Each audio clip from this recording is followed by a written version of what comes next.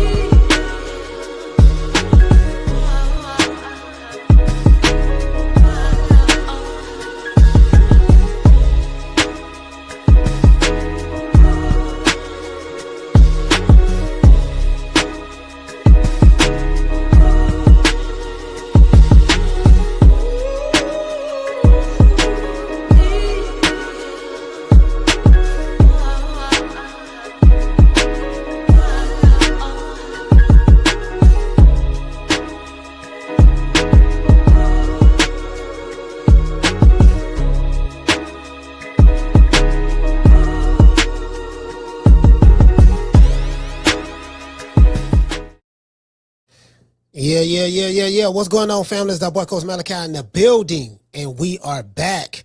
True Media Podcast. I think we back up in this BI. The lighting looks pretty good. I think it looks pretty good. You know what I mean? We looking. I'm sorry. Yeah. Y'all hit the like button. Hit the like button. Hit the like button. Hit the Cash App. The Super Chat. The Zelle. Hit all that shit. hey, hit all that shit. Hey, for real though. The stickiest of the icky. You want to smoke with the old boy Rick James? Hey, shout out to Big Mason. What's going on, fam? Hey, Mason. Hey, boy, today. hey, Mason, check this out. I was listening to Honeycomb. It was a dude named Honeycomb Brazy. Honeycomb Brazy, right? Man, this dude I think he out of Houston. Man, this nigga is so funny, bro. Fam, like this dude, I ain't know this dude was this hilarious. I was on some, on some good green. Same shit I'm on right now. And I was just listening to him just rant. He did like a 45-minute rant. He was hitting like joke after joke after joke. Man, this dude, I say this dude is hilarious, bro. Man, that dude is so damn funny. Naturally. That's why I told y'all, I say, look, the streaming is gonna be, listen, that rap shit over with. If you in your 30s and you still talking about rapping, that shit over with. Streaming is the new rap game. I'm telling y'all right now. I'd rather sit back. I don't even know if his music good or not good. I'll pay to just watch him just rant, go off. He was going off on Rollo. Snap, go off on Rollo and crack jokes. I'll pay to see that more so than listen to his music. That's why I'm telling y'all. And I'm like, bro, look, because the reason why streaming is the new rap game is because you ain't got to pay for it. Like we stream right here on YouTube. We stream on YouTube, Facebook, Instagram. Well, not Instagram, but X. We simulcast, right? Simulcast. Bro, I'm telling you, bro. I'm telling you. Hey, you get what I'm saying? Yeah, man. Shit. Man, you got some funny ass cousins and uncles that's funny as hell right now. That need their own podcast.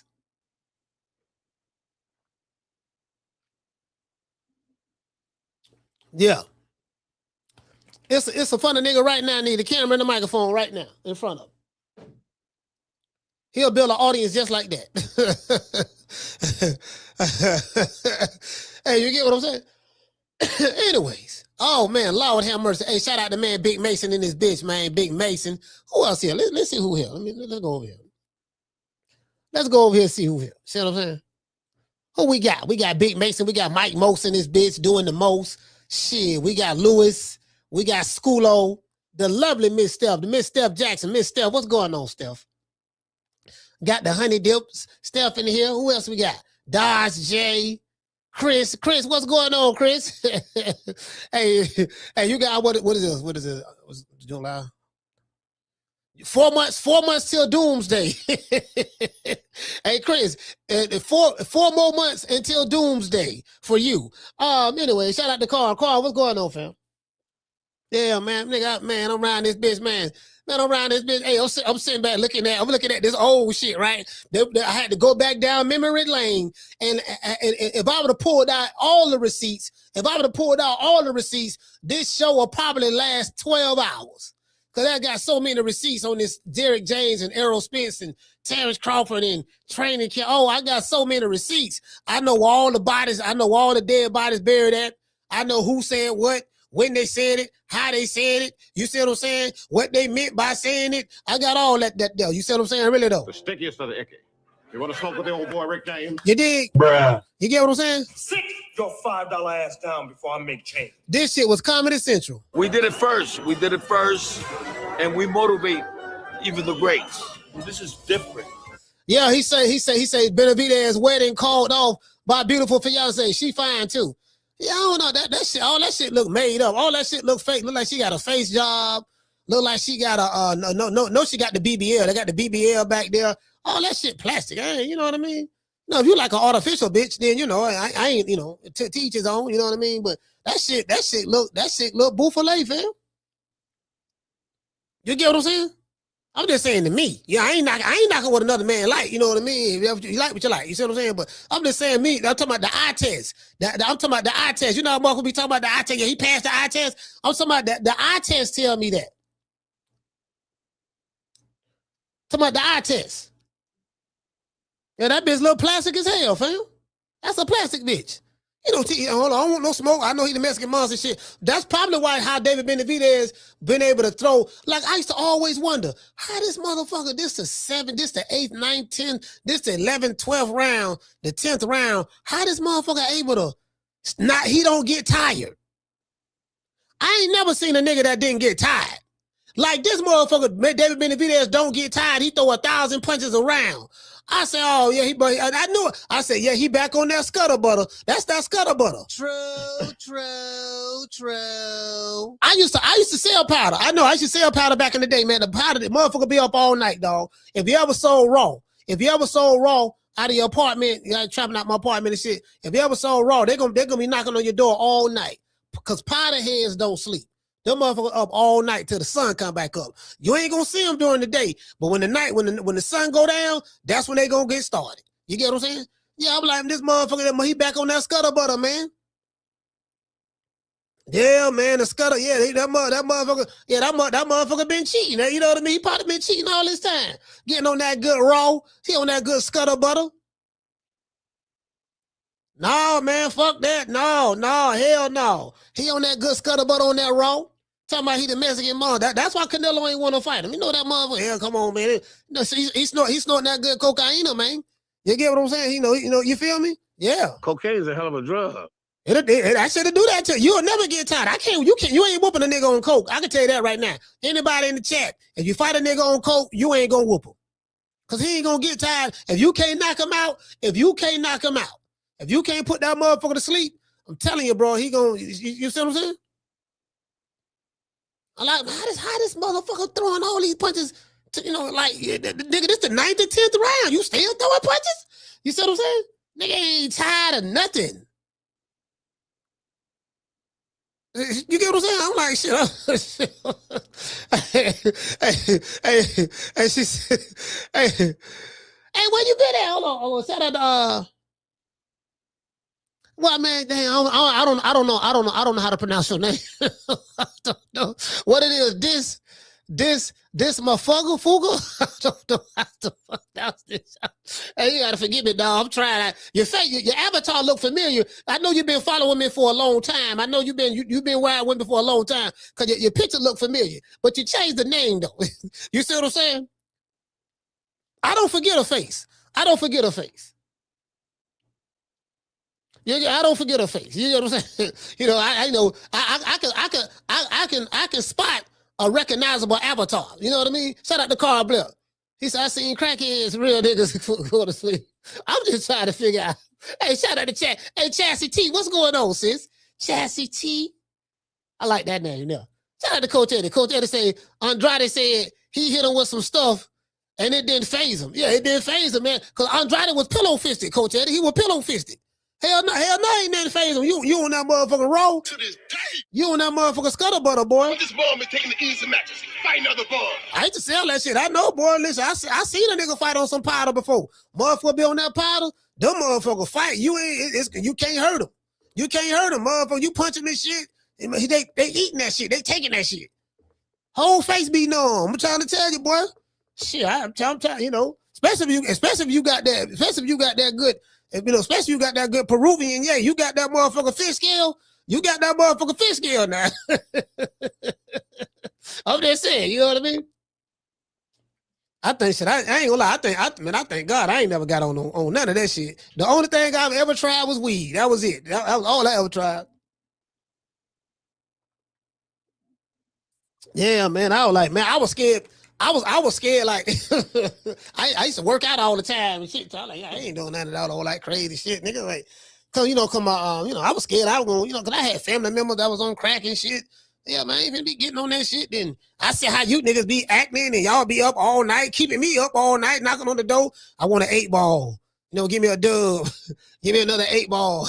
You know what I mean? 8-ball on the nigga all night. Dude, look at dude, you don't came here. Why y'all listen, you don't ball.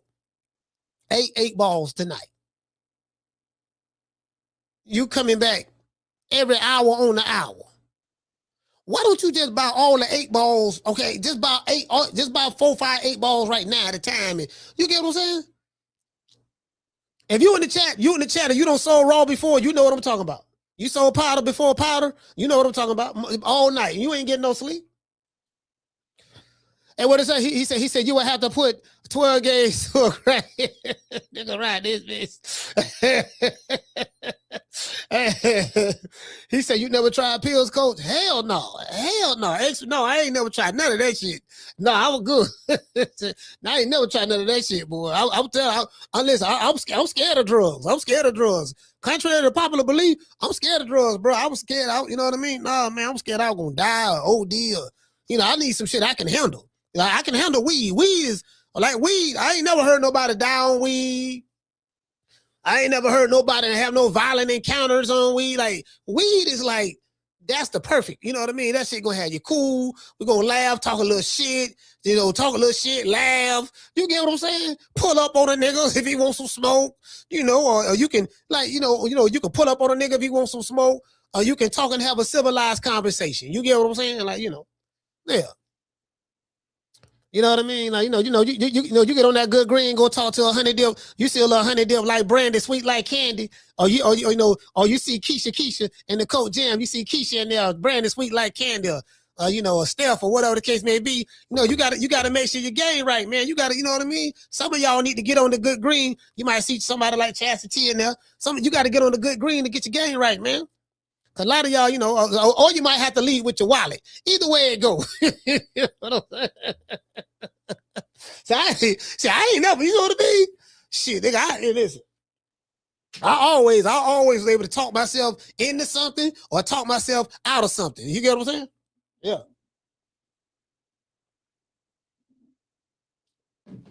Yeah, see, weed is my weapon of choice. You know what I mean? And then the best thing that happened in the state of Florida,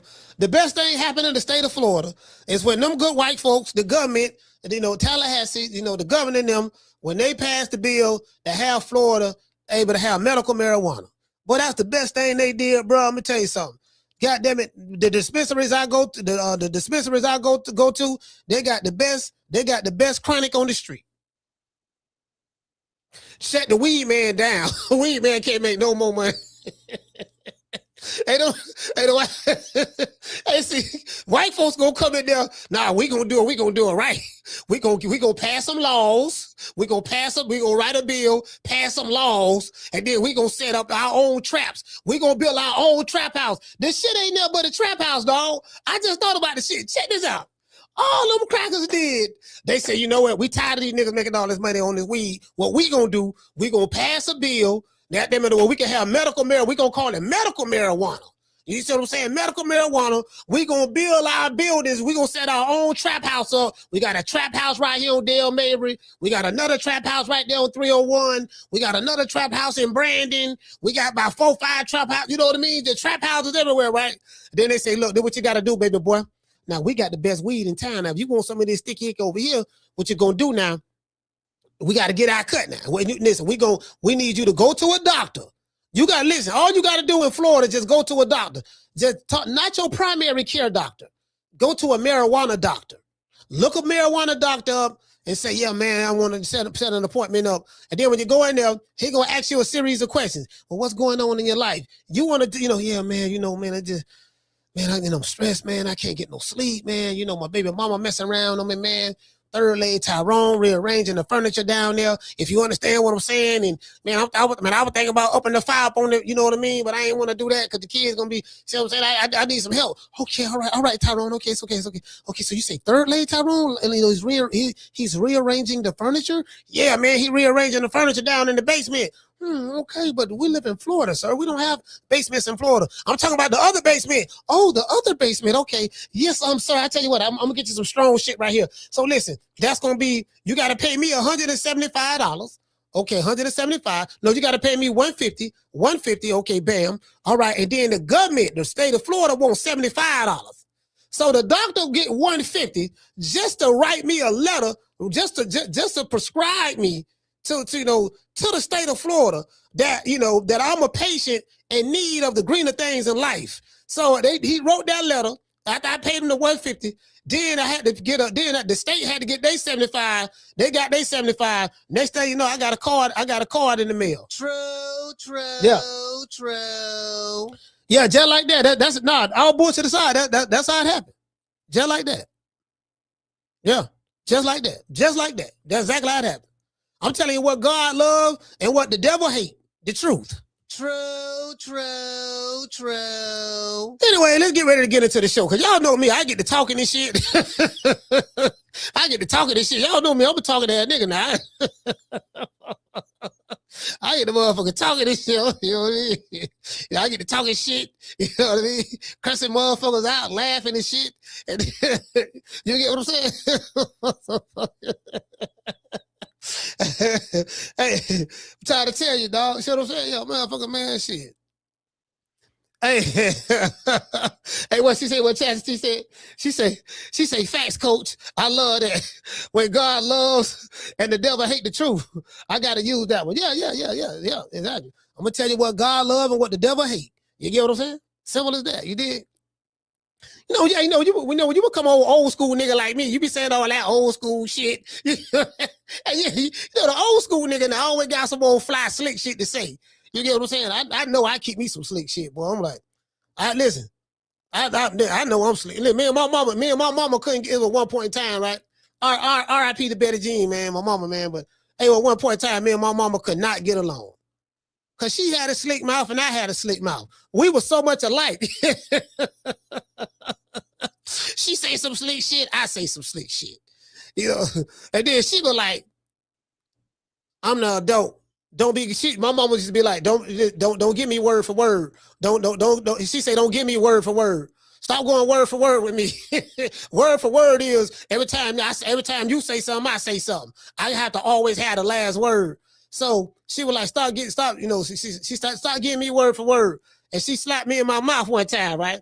Man, I was mad. Then I was furious, dog. But you ain't gonna hit your mama now. You ain't doing that. In the white neighborhood, they might do that, but black neighborhood, you ain't gonna, I ain't gonna say, I ain't gonna say, I can't really generalize people like that, but I'm saying back then, that was something that you didn't do. You ain't gonna never have the thought to raise your hands at your parents. That just ain't gonna happen. So, I'm mad at the motherfucker, man. Then I think when I moved out, cause I had ran away from home when I was 16. I ran away. Ran away, got shot, went to jail. All this shit happened at 16. And then when I came back home and shit, I think at 18, I moved out. I moved out for good. 18, I moved out for good. Had my own shit And yeah, man, it was cool, man. Yeah, but I had to move out. You know, like when you if you're a parent in the chat, you're a parent when you have kids and they start to get older, they start to get 17, 18, 19, 20. They start to feel themselves a little bit. Do you get what I'm saying? And it's like this ain't the same little Timmy no more. He getting older now, and he started to smell his own shit. He started to smell his own piss. He thinking shit don't stink, and at that age, they think they know more than you. You've been on the planet longer than them, and you have more experience than them. But for some reason, at that age, they think they know more than you. True. All right, man. Well, look, man. You got to go. Then you got to go. Okay, okay. This the path you want to go down. So be it. It's on you. You know what I mean? Just go down. Because sometimes motherfucker gotta go see for themselves. That was me. I was the type of kid I had to see for myself. Shit. I was hard headed than a motherfucker. I swear to God, I was, boy. Damn, boy. My mama tried to tell me, boy, I wouldn't listen. Anyway, let's get into the show. Derrick James breaks silence on Errol Spence, blaming him for Terence Crawford loss. Derrick to the James. Cause we saw Errol Spence, the big fish. We saw the big catfish on All the Smoke podcast with Andre Ward. We heard the big catfish say that the Terence Crawford training camp for the biggest fight of his life was trash. He said he didn't spar. He said he didn't train. He said he was just hanging out shang-a-langing. And he blamed everything on Derrick James and took no accountability. True. One thing about me, boy, I'm big on accountability, boy. Accountability is a nigga's kryptonite. Niggas hate accountability. Anything that keep a nigga accountable for some dumb shit that he did, that he must suffer the consequences for because he made a terrible decision, a dumb, stupid, remedial decision. When it's time to suffer the consequences, they either want to play victim or they want to avoid accountability at all costs. Like, I be damn. Hey, you get what I'm saying? Yeah, man. I'm just, yeah, man. You know what I mean? I'm just.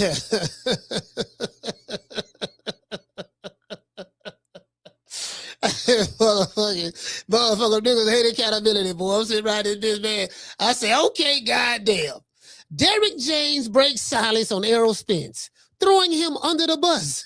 And again, I don't want to throw anybody under the bus. He threw Derrick James under the bus about that ass whooping he took from Terence Crawford. Now, Derrick James claps back. Derrick James reveals what really happened in the lead up to the Crawford fight. James also clarifies that the breakup between himself and Errol Spence, he clarifies that too, right? He break down, why they broke up and all that shit there, you know what I mean? I remember a time, bro, I remember this shit, dog, because I was in the thick of it. Because I was in the midst of a shootout online, right? Not in real life, Facebook, YouTube, all the social media platforms. Not in real life, but I'm talking about digitally. I was in the midst of I was involved in the digital war. It was thick. It was just me by myself, and I was surrounded by enemies. I was going at, I was having shootouts with Deontay Wilder fans. I was having shootouts with Errol Spence fans, and then some of them morphed into Errol-sexuals. And then I was Deontay Wilder fans, but some of them morphed into the Twerkinator Army. I used to call them the Twerkinator Army. I used to call Wilder the Twerkinator because he twerked. Let's see. Then I was, you know what I mean? And then I had the LDBC right here on the front right there. Then I had some more niggas over here. Then you get what I'm saying? Then I had some like the PBC gangbangers. I had the PBC gangbangers over here. Like I was surrounded, but I'm like, God damn, niggas were like roaches around this bitch. I was like, man, so I was in the midst of this digital shootout online, right? I had a Tommy gun though with a whole lot of ammunition. So you get what I'm saying? I give y'all a breakdown of how I took care of that little small problem. It took me some years though. It took me about 4 years. About 4 years. 4 years. The war lasted about 4 years. I say about four and some change. I'll probably say about 4 1/4 or 4.5 years the war lasted. I came out victorious. True. Hey, you get what I'm saying? came out victorious. You get what I'm saying? Smelling like roses. Anyway, yeah, man. So, you know, it is what it is, man. Y'all become a sponsor of today's show. You know, before we get into the show, we got to give a shout out to our sponsor. Where he at? Foster's Barbershop. If you are in the city of Tampa, right here below, download the app Booksy. That's BOOKSY. Foster's Barbershop is located at 1923 West Main Street, West Tampa, Florida, 33607. Let them know that Coach Malachi sent you, and you will receive a 10% discount. Let's give our sponsor, Foster, a round of applause. True.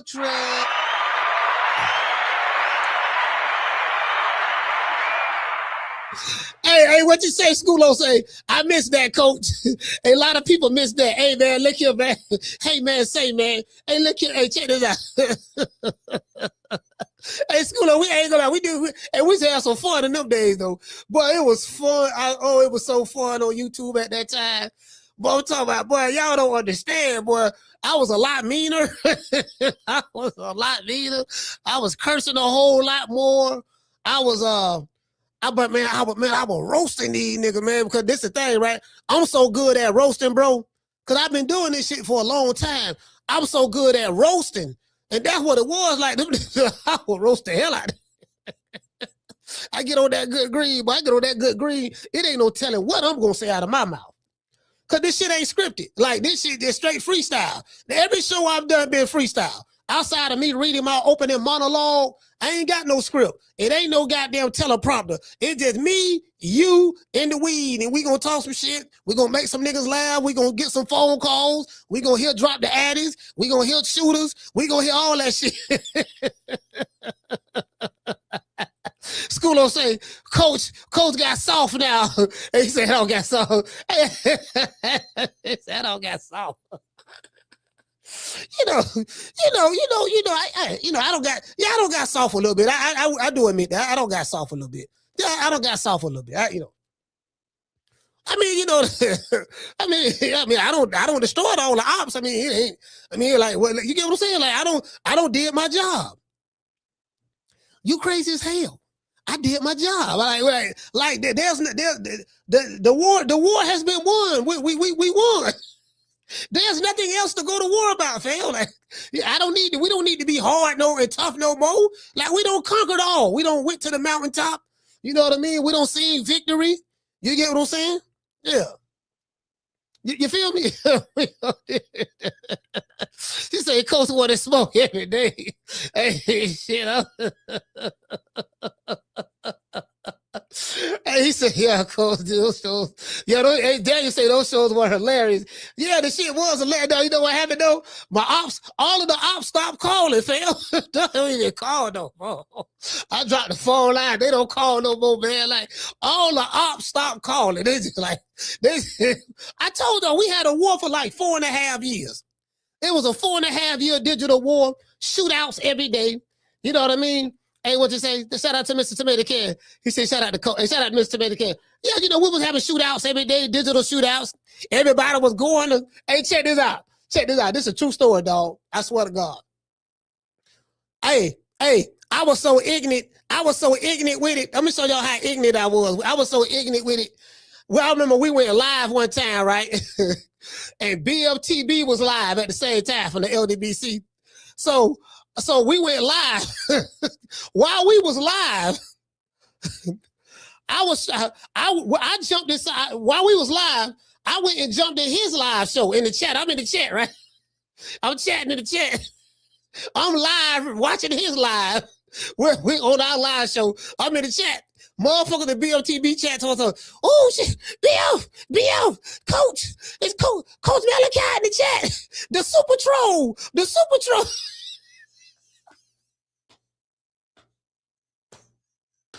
They call me a super troll.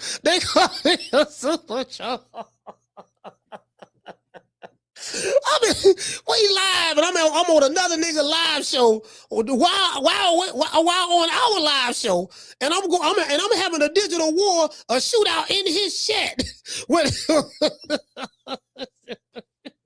Man, that shit. Classic, man. I'm talking about classic, but you know what I'm saying? Like, I didn't know I was gonna do that shit. That was just some shit that just, you get what I'm saying? True.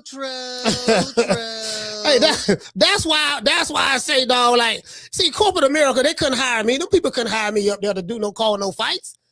Because you can't script this shit. They won't call me up there to call no fights. Why would they do that? You can't script this.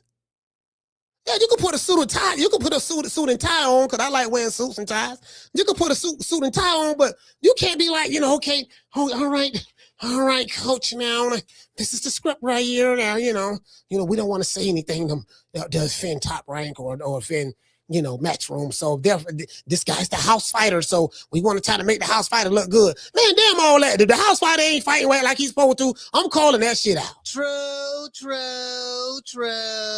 they want a nigga though. You know what I mean? Want to follow the script and all that shit there. Like, like I couldn't have been called in the fight. I couldn't have been called in the fight when Shoo Carrington fought this past weekend. When Shoo felt, oh man, shit. Shit, Tim Bradley, and them Tim Bradley and Shawn Porter went easy on them. Yeah, man, hey, listen, you know how you're doing your job? When you pissing everybody off. When everybody mad at you, that's when you know you're doing your job. True. Facts. When everybody mad at you, that's when you know you're doing your job. You get what I'm saying? Anyways, for all of the YNs out there who about that life, who know what I'm talking about, man, we about doing our thing, you know what I'm talking about, dogs, you know what I'm saying? Like, on the real, I keep it 100. I keep it 100. For all you 100s out there, y'all better remember this goddamn phone number. Sitting in the county jail right now for child support, driving on a suspended license, or a missed court date? Don't even trip. I made one phone call to IT bail bonds, and they had me out the same day. No judgment, no games, just real people who move fast. If you or a loved one is locked up in the city of Tampa, call IT Bail Bonds at 813-231-2663. IT Bail Bonds is located at 6201 East Hillsborough Avenue, Tampa, Florida, 33610. IT Bail Bonds. When freedom is on the line, call IT. That's some hell of a shit right there. When freedom is on the line.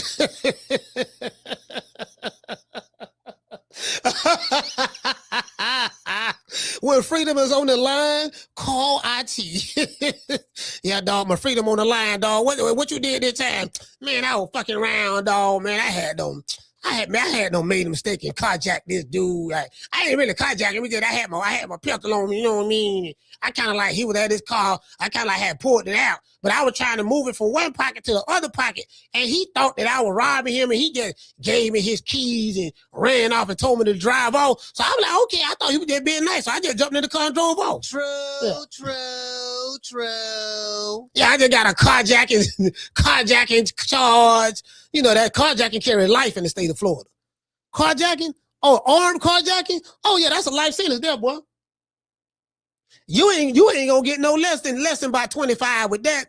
If it's armed carjacking, man, shit. Yeah. You feel me? Anyways, let's go over here. Let's go over here. Let's see Mr. Derrick James. Shout out to Derrick James, man. There you go. Now I got everything timestamped. So we're gonna get through this very, very fast. So at the 4 minute mark, Derrick James speaks on the split between him and Errol Spence. He talks about the split. You get what I'm saying? So let me go ahead and blow that up like that there. Let me do it like that there. Let me see.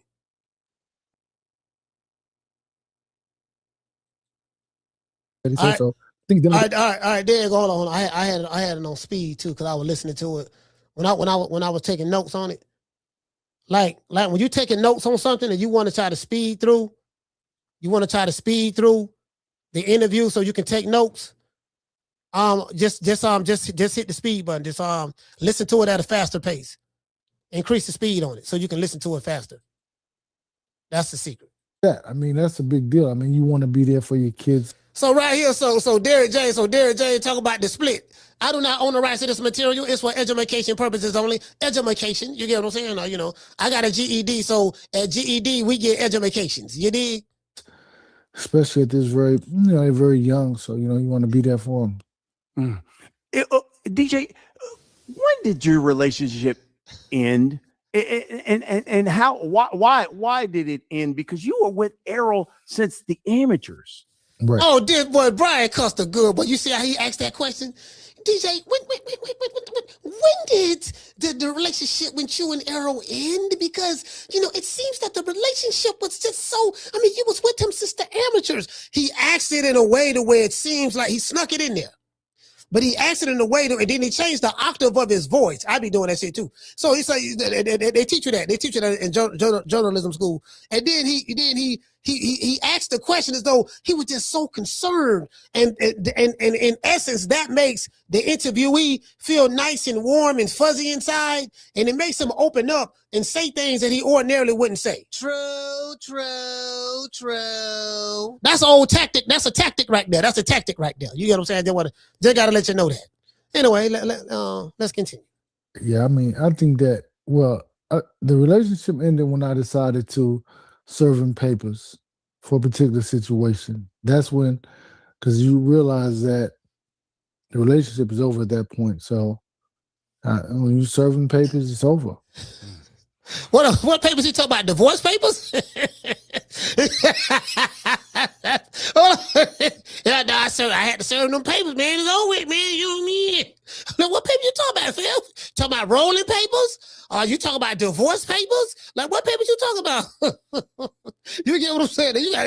You gotta clarify that shit, Phil. You know what I mean? You feel me? Anyways. He recently did an extensive interview with Andre Ward. Errol said, and at one part at the very beginning of the interview, by the way, he talked to Andre and he said he saw how Andre and his trainer, Virgil Hunter, had like a father-son relationship. And Andre Ward said, well, I thought that was kind of like what you and Derrick James had. That's what I saw. And he said, no, he never got that. And now he also said it could have been me too, but I just never got that from him. Nigga talking about father, son. Yeah, man. He ain't love me like a father's supposed to love me, man. I got my real daddy right here now. My real daddy right here. See what I'm saying? I'm the big fish, count. Die tell you. See what I'm saying? The big fish. And my real daddy right here, man. But Derrick, man, yeah, I want him to love me, man. Derrick didn't love me like I wanted to be loved, man. You know what I'm saying? Like my dad here, he my real father figure, but yet and still, you can never have enough fathers. What the fuck? Nigga want a father figure and shit. Your real daddy right there, fam. Why you need a father figure when your real daddy is right there? You get what I'm saying? Like, do that make any sense, fam? I'm just saying, I'm just saying. Your thoughts about that? Well, I think that I could never have a father-son in a situation because his father was there. So it's more like a... Hey, you see what I'm saying? You heard what he said? Yeah, I could never have a father-son relationship because his father was there. Hey, 1 + 1 does equal 2. You feel me? True. Hey, man, the nigga father was there. Like, you feel me? Damn. Big brother. And I thought that we had something more than what we really, something more than what it really was anyway. So the answer is I was surprised just as much as Andre Ward was. Mm-hmm. I think that probably, and this, the part that really went viral in the interview was when Andre asked Errol about the Bud Crawford fight. And Errol's reply was, and I'm quoting him, that camp was bullshit. That camp was trash. I've never had the opportunity to ask you about it, but I guess I'm doing it now. How would you describe the camp that you had training for Terence Bud Crawford? I won't say that. I won't say that it was. This is what I'll say: is that we weren't able to do everything that we do normally to prepare for a fight. The gym was busy at that time. Hold on. I gotta say this before I forget, because I gotta get it some context. At this time, prior to all this bullshit we hear right now, Derrick James and Errol Spence was like the dynamic duo. See, the PBC did a great job at marketing. They did a great job in selling a product that really wasn't the product that they sold it to be, right?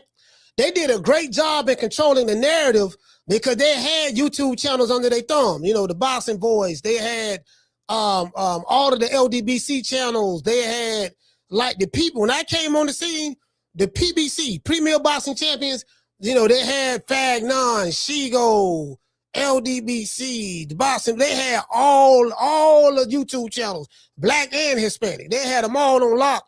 And I like, all on was against me. I was the only one I was the lone wolf. I was seeing that motherfucker, man, like, nigga, this West Side, nigga, Main Street. What's happening? I'm coming through this bitch. I got what my pill? I got it over there. I got the file over there. I'm coming through this bitch. I didn't know. I didn't know what I was getting into. And they was like the dynamic duo. Derrick James had won Fighter Trainer of the Year. I think like the year before that or something of that sort. He was the most promoted trainer on YouTube at that time. Nigga, Derrick James. Everybody was team Derrick James. They was team Errol Spence. They was team PBC. That's what was going on here. So I got to give it some context. You get what I'm saying? I digress. Got to give it some context. Yeah, this kid's running around, the Buddy Jordan kid running around in the gym. So it was like, it was a different space, but I know that the whole protocol changed right after that. I know no kids in the gym, no this or that, you know. So it's like, oh, he talking about the kids in the gym. She ain't damn all that. Let's go to the 7:35 mark. The 7:35 mark. Here we go. No. Was it disappointing when you heard him describe that camp like that? I mean, I think that it was because, you know, you think about it, but I mean, it's for him though. I mean, like, yeah, okay. He said he didn't spar. No, he did spar for 2 weeks, and supposedly he got injured within the last week of the sparring. So Hold on, let's start right there. Oh, cause listen, cause I feel like pulling these body bags back out. Today. I need to pull these body bags back out. Cause boy, hold it. Cause boy, y'all talked a whole lot of shit around that time. Boy, 3 years ago, boy, y'all were talking a whole lot of shit. The 29th of this month will be the 3-year anniversary of the fish fry. I gotta go back in the time because see, I remember this shit. Now we talk, the nigga holler, he was hurt. He had an injury in sparring. This camp was trash. All the other camps was good. Mikey Garcia camp was good. Lamont what's my main man name? Lamont Peterson fight was good. Ocampos was good. Sean Porter was good. Ugas was good. Danny Garcia was good. All the other training camps was good. But when it's time to fight Black Freezer, all of a sudden the shit went good. I got hurt in sparring. I ain't even do no sparring, you know, for this fight. Derrick, I needed a father figure. Derrick didn't want to be my father figure. Like, all this shit come out after the loss. True. Oh no, boy, my memory, listen, my memory, if my memory serves me correctly, I remember everything you niggas was saying.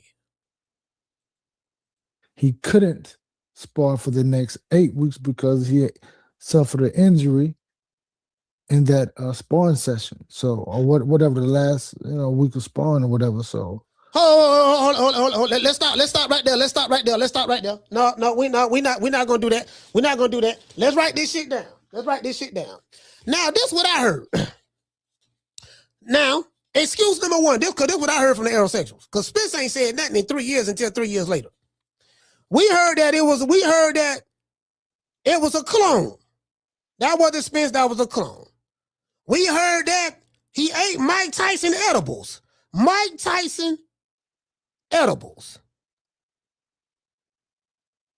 It was the car accident.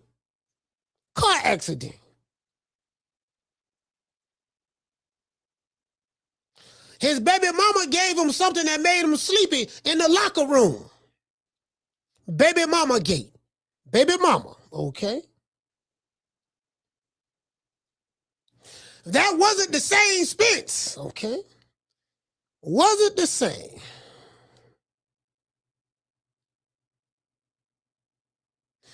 Terence Crawford was on that sniggity snack. The sniggity snack. The snack sniggity. It was the sniggity. It was the snack sniggity. Snack sniggity. Okay. Snack sniggity. I remember this shit like it was yesterday, boy.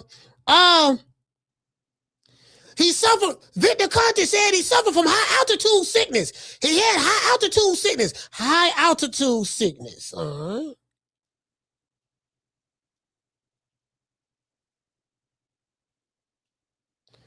Is there anything else y'all can think of? They had a million excuses. Now he's saying he had a hurt rib. My rib was hurt. I hurt my rib. Hurt rib now.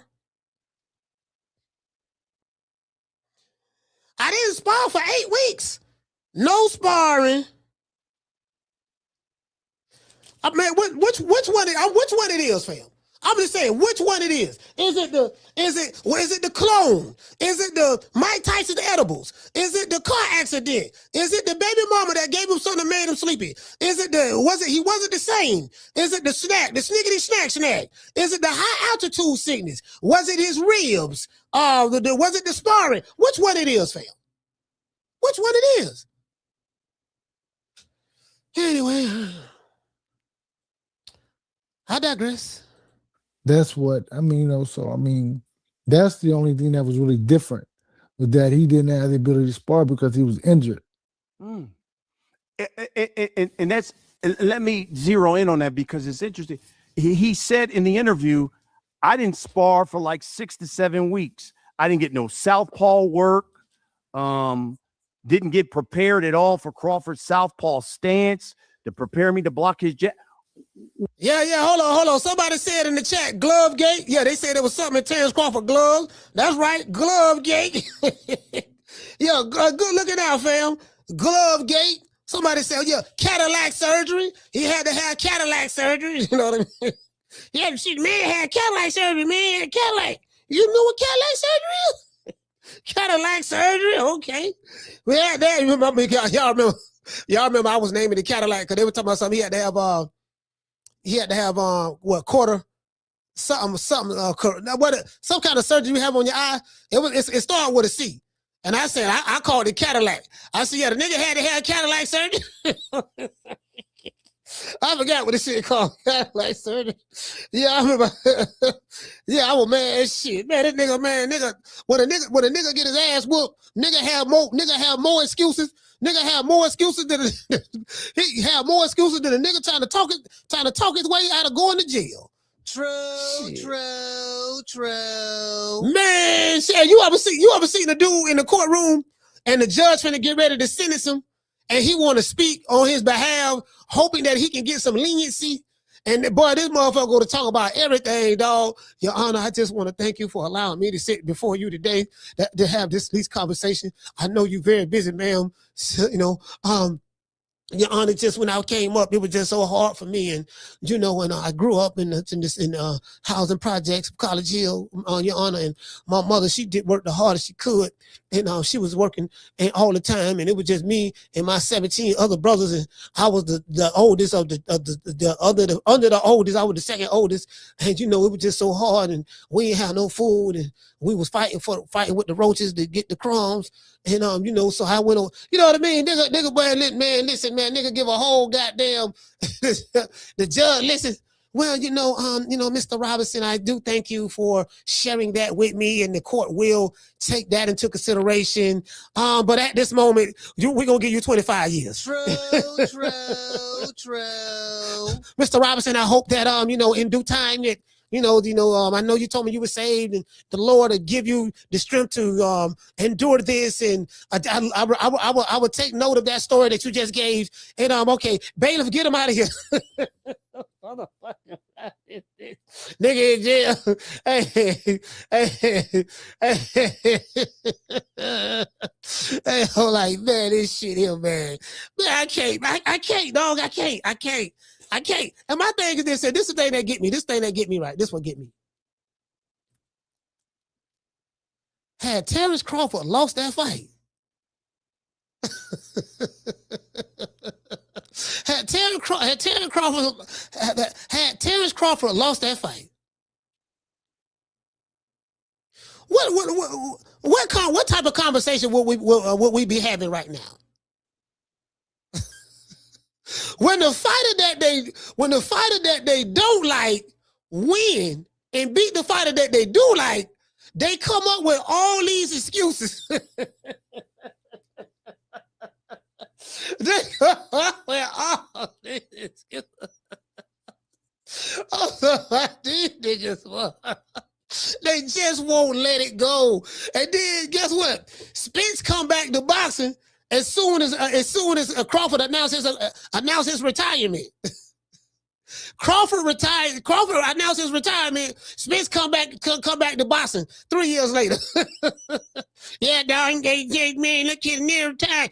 Hey, baby, yeah, what's up, baby? Yeah, look, I just saw the news. What news? Terry Crawford retired. For real? Yeah, he retired. Okay, good. Okay, baby, look, baby, we need the money. I'm finna come back out of retirement.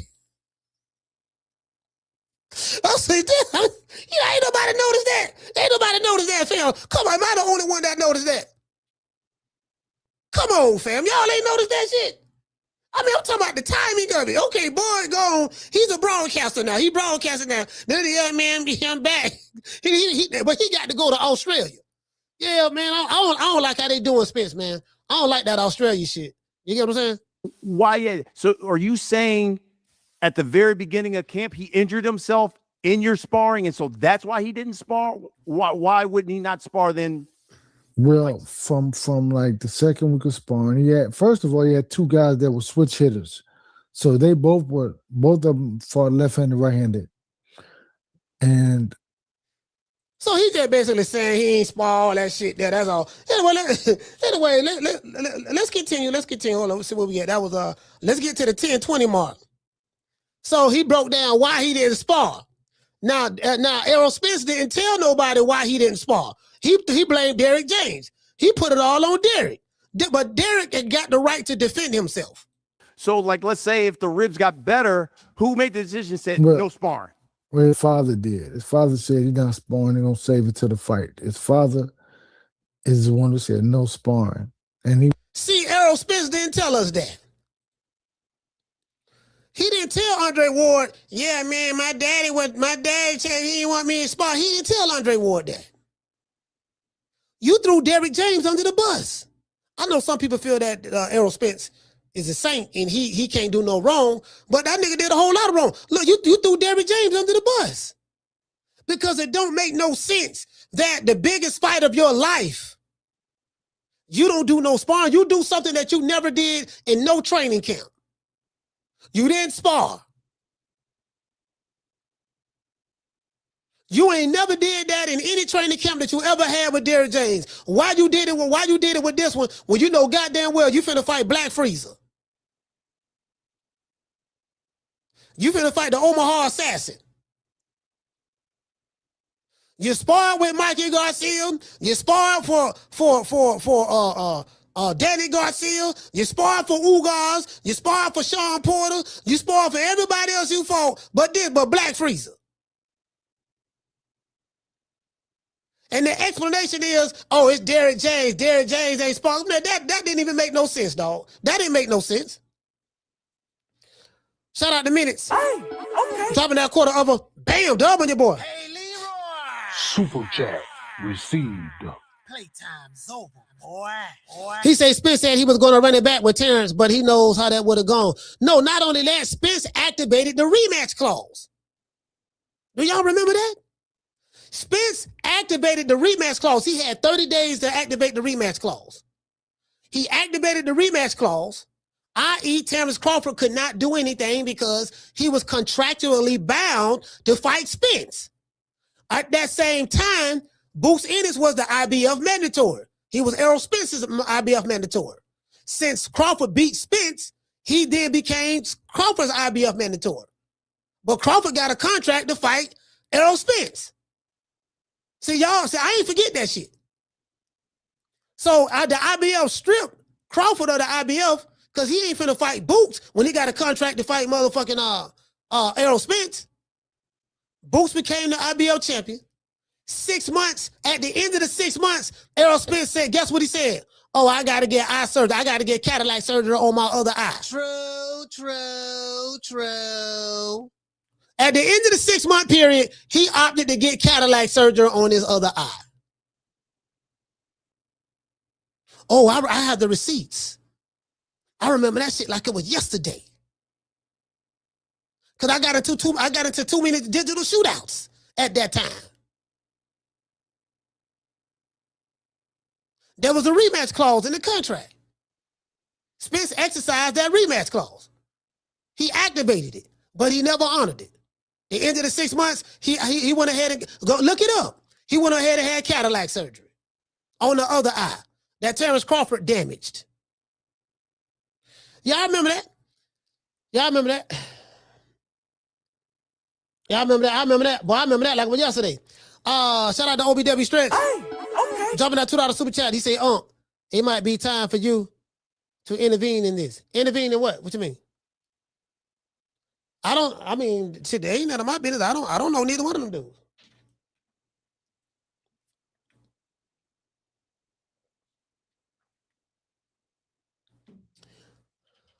He said rematch supposed to be at 154. No, that's not true. The rematch was going to be whoever won the fight get to choose which weight they're going to fight at. That's what was in that contract. That's what was revealed by Spence and Crawford. Because I remember they was having digital shootouts about that. Oh, man, Crawford don't want him to fight. Crawford don't want him to fight at 154. Why he want to fight at 147? Because you're going to fight for something at 147. You're going to fight for the belts. I remember these digital shootouts. The winner get to pick where the fight going on, what weight the fight gonna be at. Crawford, he ungrateful. He didn't see that. I'm like, look, man, I remember this shit like it was yesterday. Man, boy, do not get me started. Do not get me started on this shit. I'm an expert when it comes to this Crawford. When it comes to this Errol Spence, PBC, this PBC YouTube channels, shit. But I'm an expert on this shit, bro. He was complaining about the way the other guys were sparring. So, so that's who it was. And he came to you and said that. Yeah, he said he didn't like the way he said, no, he's not sparring.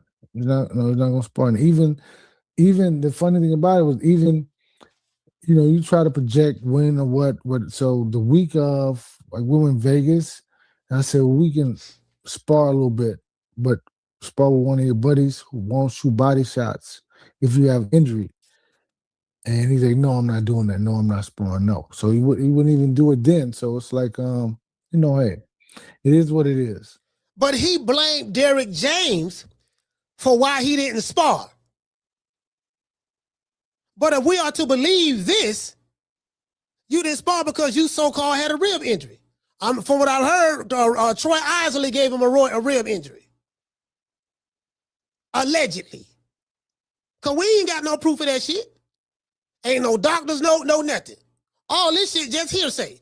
He say, she say, Spence say this, and Derrick James say that. Fact of the matter is, the boy got his ass whipped. That's what I know. All that other shit, all that I listen. I remember y'all were talking. Y'all would call the man top rank Toby. And Spence said, "I'm gonna beat told Crawford. I'm gonna beat him like Kunta Kinte. I'm gonna beat him like Kunta Kinte." All that shit. We smoking on bud. I'm Jamaican. We smoking on bud. They were saying all that fly shit. I remember the time like Michael Jackson. True. No, you don't get a chance to come back and say, yeah, man, something was wrong with me now. No. You talk too much shit. No, it don't work that way. No, hell to the no. No, no. Y'all remember that? I remember them days. I remember them days. Yeah. Anyway, let's continue. Let's continue.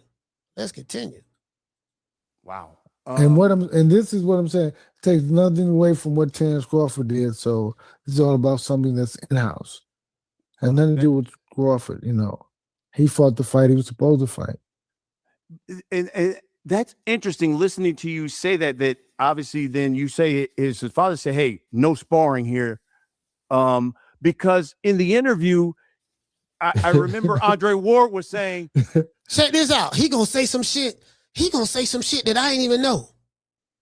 He gonna say some shit that I didn't even know. Y'all talking about the Muhammad Ali Act, but I want y'all to see how powerful Al Haymon's PBC is.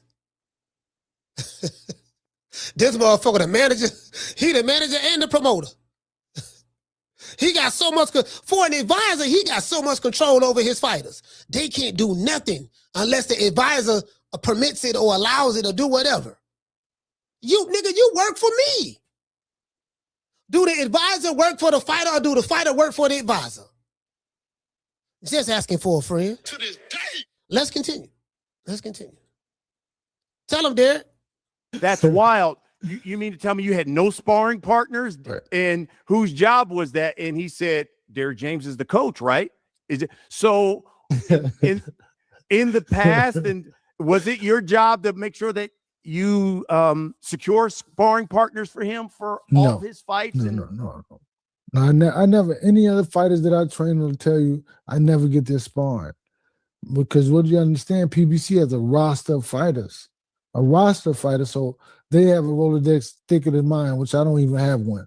So they will pick particular sparring partners and I'll okay them, but I'm not getting them. I'm not looking for them. I'm not doing any of that. But Quinn, like the kid that sparred with him initially, he called me. Check this out. So he talking about Quentin Rounder right here. Check this out, bro. The PBC picked the sparring. Listen, what have you ever heard of a trainer not being able to pick the sparring partners? What trainer, like, okay, sometimes you may get with the matchmaker. Yeah, man, we need some good sparring or whatever the case may be. Like a lot of trainers, they know people who they can call to come in for training because they're looking for a certain look and all that stuff there. The PBC handle the sparring. Al Haymon, we gotta thank Al. Al Haymon. Well, I guess I gotta be like everybody else and thank Al Haymon. We gotta thank Al Haymon now. We gotta thank Al Haymon. I just want to be on the safe side. Well, I guess I gotta be like everybody else and thank Al Haymon. I can quit my job now, baby. 6 figures, baby. You feel me? But a name. Do you have a name? Oh, nah, I ain't got no name, Name them names, man. They know who they is. Name them names, please. Them names need to be named. They know who they is. The Mexican monster. Yeah, man, I just want to thank Al just to be on the safe side, y'all. Just to be on the safe side. Gotta thank him. Called us at the gym, like, and set it up between his buddy. And so, Jordan, he driving back and forth to the gym and do whatever. I don't know, but yeah, it's yeah. I mean, I don't get the sparring partners. I never have. Any of these people who I train to tell you that's not what I'm doing. I'm training them, preparing them for the fight. And I will okay a sparring partner, but I'm not going out looking for them and picking them. I'm not doing that. All right, so Derrick James, man, hold on, Derrick seemed like he just, I don't know what kind of coach this coach Derrick James is. Y'all were talking like he was the fighter. Y'all were talking like Derrick James. He's like he's the dog whisperer. Derrick James has a way of just whispering in his fighters' ears, and they become undisputed like Jamel Charlo, and they become unified like Errol Spence. They were talking like Derrick James was the silver bullet, and then he became the coach of the year, which was great. He deserved that because Spence became unified. I think he had got 3 belts that year, and then I think Jamel had became undisputed. He beat Brian Castano. I'm looking at Jamel Charlo undisputed run, and I'm starting to see that shit was Bouffalé. I'm gonna tell you why I say that shit was Bouffalé. All the fighters was on their side of the street. This man had the easiest undisputed run next to Canelo Alvarez. All the fighters was PBC fighters. Brian Castano, like all the dudes, you get what I'm saying? Same side of the street, nigga. You get what I'm saying? I'm like, man, I became undisputed. Man, nigga, you better all them motherfucking, man, all them suffering succotash ass motherfucking in-house PBC. I had to look at it, right? Cause I'm not knocking. He became undisputed. He did that. I can't take that from him. But I'm looking at how he did it. I'm looking at that too. You get what I'm saying? So I'm like, okay, everybody on that side of the street. And sometimes it be like that. Sometimes you fight fighters on your side of the street. It be like that sometimes. But what I was saying was, it wasn't as difficult.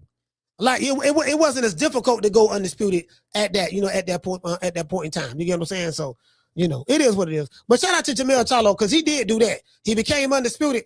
And it seemed like right after he became undisputed, then he got the Canelo fight, which Jermell Charlo was initially supposed to fight Canelo, but he pulled out of it. So Jermell stepped up and fought him. And the only issue I had with Jermell Charlo in the Canelo fight, Jermell Charlo didn't show me that lion. He ran in the fight. It's one round he tried to fight. I think that was the 5th round. But he ran in the fight. And I thought highly of Jermell Charlo up until that point as a fighter. Not as a person, but as a fighter. He didn't even, then you see what Crawford did. Crawford smaller than Jermell Charlo. He moved up 3 weight divisions in 2 years and do the Canelo, what you should have did to him. And he didn't run. So yeah, it's gonna take a long time for me to get over that Jermell Charlo shit, man. That nigga there, man. Anyways, let's continue. During this time, then obviously he's dealing with this injury. And you got Bud Crawford, the biggest fight of your life. Right. What were you feeling at this time? Were you like, oh my goodness? What was your feelings then? Well, I think that, when you wait, but hold on. Before I play this, you know who should be mad at Spence?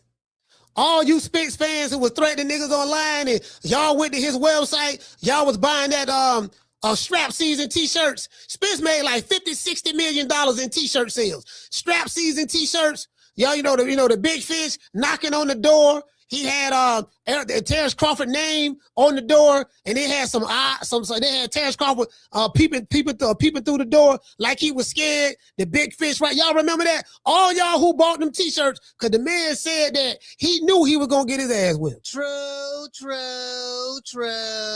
He said he knew he was gonna lose that fight. Think about all y'all who betted that money. All y'all who betted that money on Spence, thinking he was gonna win. He fooled y'all. I got receipts. I got proof. I'm gonna show it to you. I'm finna bring this home. I'm finna bring everything home. I'm finna bring it to a close. I got you.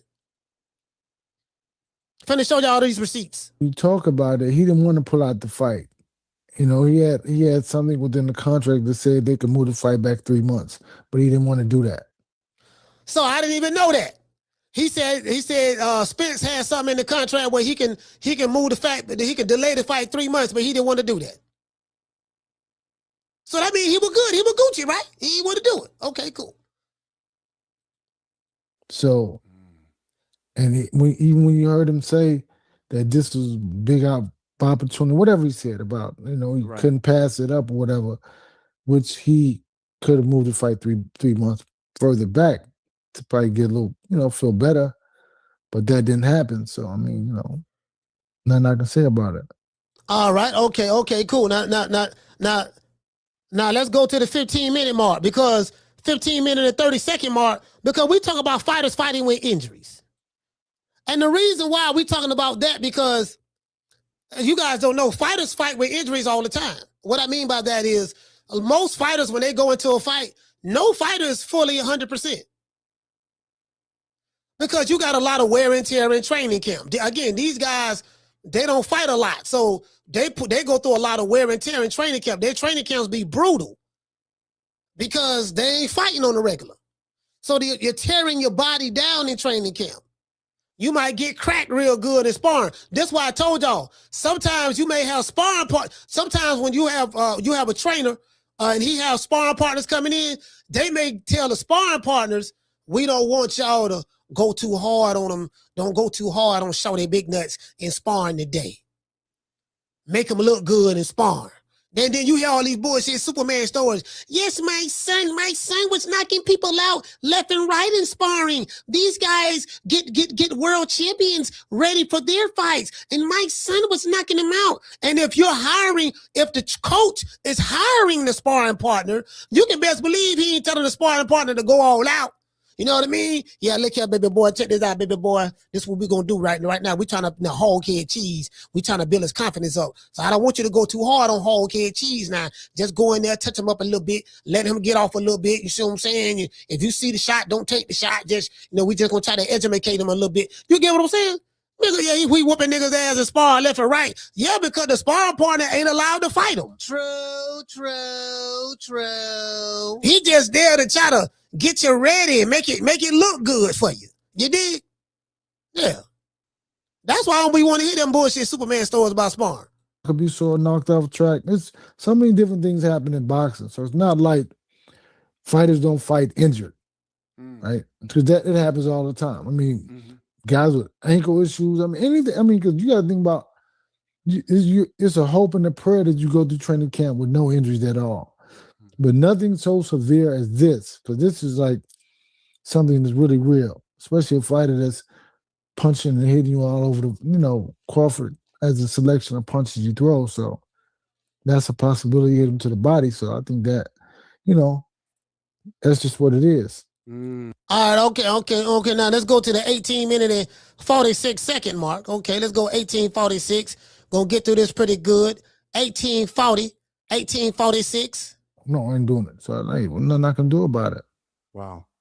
How would you compare, let's say, the biggest camp of your career compared to the fight like right before was Ugas? Right. How were they vastly different? I mean, obviously, this is a good question. I'm assuming because Ugas you sparred, and right. Was it how vastly different were they? This is what I'll say about that. Is that was my toughest training camp ever. With Crawford. Because you got to remember, I'm the sparring partner. I'm going 14 rounds, throwing punches nonstop, moving around, and I'm training 3 fights for 3 fighters. Anthony Joshua and Frank Martin. They both won their fights. They both sparred 3 days a week. So the only reason why he didn't spar because his father said he's not sparring, and he had an injury. So I don't even know why you would even say that, like leave it open as if you didn't, it was because of me, when in actuality, if you get injured the second week of sparring and your father said you're not sparring anymore, why should I get some sparring partners? We're not sparring. I had to accept the fact that I have to be that person. I have to be the person to throw mitts at him nonstop. I go to the gym, I go running, I work out, I stay fit. And so I'm working nonstop with all 3 of those guys. So I don't know what will make him say those things that he said, especially when there were people in the gym who saw me throw punches at him, who know why he wasn't sparring. Man, see, it's always 2 sides to every story, dog. Throw Derrick James under the bus. Throwed Derrick James under the bus. Shout out to Aquila. Always 2 sides to every story. You get what I'm saying? That's all I'm saying, fam. It's always 2 sides. 2 sides to every story. There's nothing that I can do. Sorry, I moved my camera. There's nothing that I can do other than just be patient, let these boys keep talking that smack, and me be who I am. Damn, phone number falling. My bad. Look. This another thing too, right? This another thing. My thing was this. The reason why I don't believe the rib shit, I'm gonna tell you why I don't believe the rib shit. Because because Spence was injured, how did he get cleared to fight? How did he pass the physical in order to get the fight?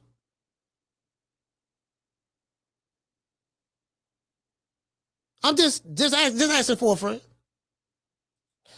I digress. At any point where you're like, I can't believe this, the biggest fight of my life, and this is what I'm dealing with. I mean, it's like, it's life, man. What you want to do? I mean, it's like, if he doesn't want to, if he didn't want to, pull out and reschedule, which I mean, listen, man, most fighters don't want to do that. I think it's the fight in him, it's the dog in him that really wants to just keep fighting a fight, opposed to, in their mind, it's like maybe it's a cowering out, like, or a different situation. But I mean, you have to go get it. I mean, that's what he did, and that's what he wanted to do or tried to do, I guess. And hey. Based off of that, at one point in the interview, he said, "I knew I was going to lose." He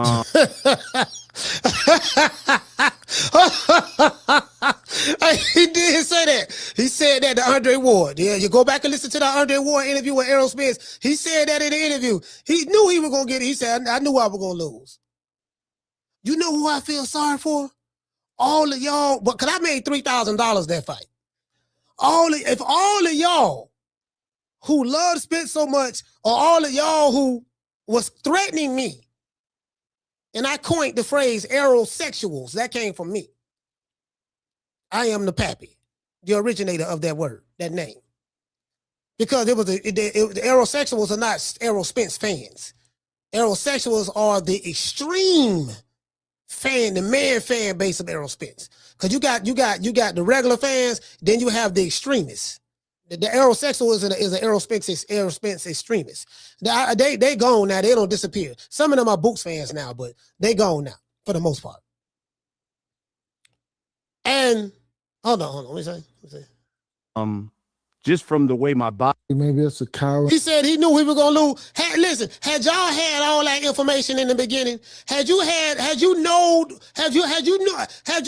then what you know now, y'all probably would have been talking a whole lot more different. A lot of y'all lost a lot of money. I seen dudes just disappear, wouldn't pay nobody. I seen YouTube channels shut down and fold.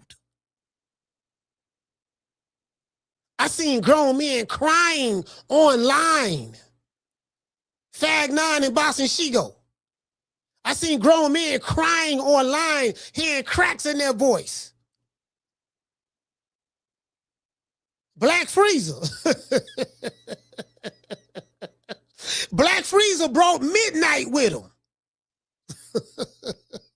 Black Freezer brought midnight with him from Omaha, Nebraska. The darkness set in. The darkness settled. Bro, that shit was like a funeral that day, bro. I remember that fight party. That shit was like a funeral. That shit was like a funeral that day. Man, dudes who was friends fell out with each other, wouldn't even talk to each other no more. Yeah, but this shit was crazy. This shit was crazy over here, boy. Out, like, or a different situation, but I mean, you have to go get it. I mean, that's what he did, and that's what he wanted to do or tried to do, I guess. And hey. Based off of that, at one point in the interview, he said, "I knew I was going to lose, just from the way my body felt." But I understood that this was a big payday. It was going to generate wealth for my family. So he obviously said in his mind, he was thinking that. Were you thinking that at the same time? No, I didn't. Hold it. I got some receipts. He said he knew he was going to lose. I'm going to show y'all when he knew he was going to lose. Shout out the dog on the real McCoy. Hey, okay. We're dropping that. Bam, dub on your boy. Hey, Leroy. Super chat received. Playtime's over, boy. He said the Otto Ward had an interview with Spence, and Spence said that he thought that he was going to win. He also had an interview with Crawford, and Crawford was suggesting that $100 million is a lot to turn down, baiting Ward for a comeback. Yeah, I'm trying to figure out the Otto Ward interview. Errol Spence said that he thought he was going to lose. He said he had a feeling he was going to lose. I saw that. So unless you talking about, he said something that he thought he was going to win going in, but then he also said that he knew he was going to lose. He said that as well. So, anyways, yeah. But anyway, let's get back to it. Oh, hold on. We got some cash apps too. Got some cash apps. Yeah, I'm talking about, boy, them aerosexuals, boy. God damn, boy. I miss you, aerosexuals. I swear to God, I do. I miss y'all. I had a lot of fun with y'all, fam. Shout out to doggone Sabrina Lee. Hey, okay. For dropping that half a bam dub on your boy. Coach, it's Sabrina. My handle is this MF. Oh, okay, cool. All right.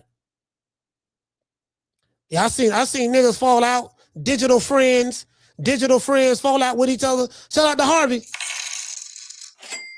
Hey, okay. Dropping that half a dub on your boy. He said, DJ trainer of the year, my ass.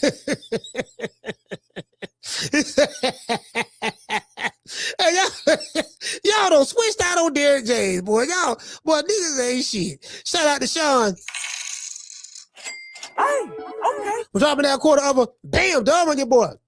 He said, Coach, okay, Mega Millions, okay. He said, Coach, I had Crawford, I wasn't going. Oh, okay, cool. It is what it is.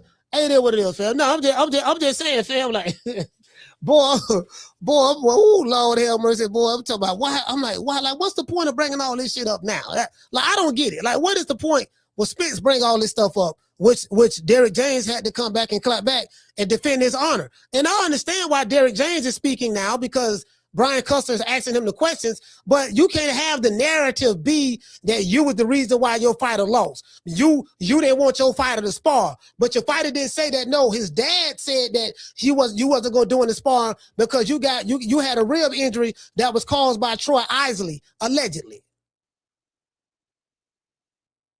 You threw Derrick under the bus. 3 years went by, you ain't said a goddamn thing. 3 years later, after Crawford retired, you come out of retirement, you finna go fight Tim Kazoo. I know it's Tim Zoo, but Tim Kazoo. You know what I mean? You finna go fight Tim Zoo, and then you throw Derrick James under the bus. But y'all was like Batman and Robin back in the day. It's all good. It's all good when you're winning. You know what I mean? You should have told your fans, look here, man, this nigga finna whoop my ass, dog. No, I didn't. No.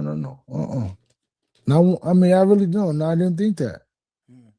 I thought, I mean, I was, because it was going so well. Only thing we weren't doing was sparring, but I was the sparring partner. Everybody. He said it was going so well. He said, I didn't think that we wasn't going to win. He said, I had no reason to think that because everything was going so well. Yeah, everything was going well up until you ran across Black Freezer. Everything was going well, but Black Freezer ain't them other niggas. He went Sean Porter. He went Ugas. He went Danny Garcia. He went Mikey Garcia. He went doggone Ocampos. He went Lamont Peterson. No, he wasn't them other niggas. This it. You know what I mean? You know, we saw it with our own eyes. I seen people crying that night. Vegas in the gym, he was going 14 rounds with Derrick on the mitts. Right? He's fighting a 12-round fight. So I said, okay, we'll go 14 rounds, some days 16 rounds. And so it's like, I never knew he had that ideal. He felt like that. I mean, if you go into a fight knowing you're going to lose, you're going to do just what you want, just what you believe you're going to do. But like I said, it had nothing to do with Terence Crawford because he prepared for that version of Errol Spence fought Ugas, that Errol Spence fought Sean Porter. That's what he prepared for. So it's not, I mean, being injured, that's part of the game. I mean, it's not, you can't, it's rarely that you can talk to a fighter and say they were never injured into going into any fight. At one point in the interview, Andre Ward, these guys, they showed a video of Spence in the locker room. He talked about, he said, Errol, you had droopy eyes. He said, you just looked sleepy, even when you walked out. Did you notice that at any time right before you guys did your walkout? I mean, you know, I really was focusing on his boxing and his movement in the locker room. Man, that nigga look sleepy. That's what them niggas was saying. I got the list right here. Where the list at? What he said? Yeah, man, he was looking sleepy, man. He was looking sleepy. They say Mike Tyson Tyson gave him some edibles that made him sleepy. His baby mama gave him something in the back that made him sleepy. Yeah, he was sleepy. You know why he was sleepy? Because it was the day of reckoning. He knew, man, that nigga finna fuck me up, man. Man, Crawford finna whoop my motherfucking ass, dog. I've been dreaming about this shit, dog. We've been postponing this shit for 5 years, man. Babe, this nigga finna beat the shit out. No, baby, it's okay. No, man. I'm gonna tell y'all when Errol Spence knew he was gonna lose this fight. Do y'all want to know when Errol Spence knew he was gonna lose this fight? He knew right here. Y'all see that? Y'all remember that? At the weigh-in? Y'all see Terence Crawford looking like a junkyard dog? He looking like one of them old baser mechanics. Them basers back in the day that used to, the shade tree mechanic that you take the car over there, you take your old Chevrolet Impala over there, or your Deuce and a Quarter, tell them something wrong with your transmission, and goddamn, you leave the car over there. He said he gonna check it out. He looked like he could snatch a transmission out of a car with his bare hands. He knew, look at the look on Errol Spence's face right here. That nigga looked scared. Do you see how scared that nigga look right there, man? Do you see that? He knew right then what time it was. Let's go over here. Let's go over here. Do y'all remember this? Look at his eyes right there. Look how Crawford looking at him. He looking at him like he food. When you see him hair nappy, beard nappy, Crawford look like he weight drained. You can see veins on the side of his head. You can see the bone structure in his face. Crawford looked like he was weight drained right here. But look how he looking at Spence. And look at the look in Spence's face right there. The nigga was scared. True. That right there told me everything I needed to know. They told me everything I needed to know. This the receipt right here. He knew what was gonna happen to him. When a nigga looking at you like this here, black freezer, nappy hair, nappy beard, the man is skin and bone. And he looking at you like you food. Mean mugging you. And you got to feel God in your eyes right now. He knew right then. That's when he knew. That's when he knew. He knew right here. He knew right here too. After they rehydrated, he knew right there. He knew.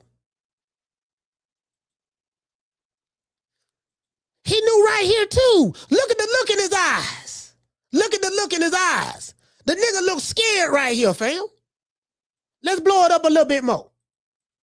Let's blow it up a little bit more. Look at his eyes right there. The man looked scared. One dude looked like, I'm going to show y'all.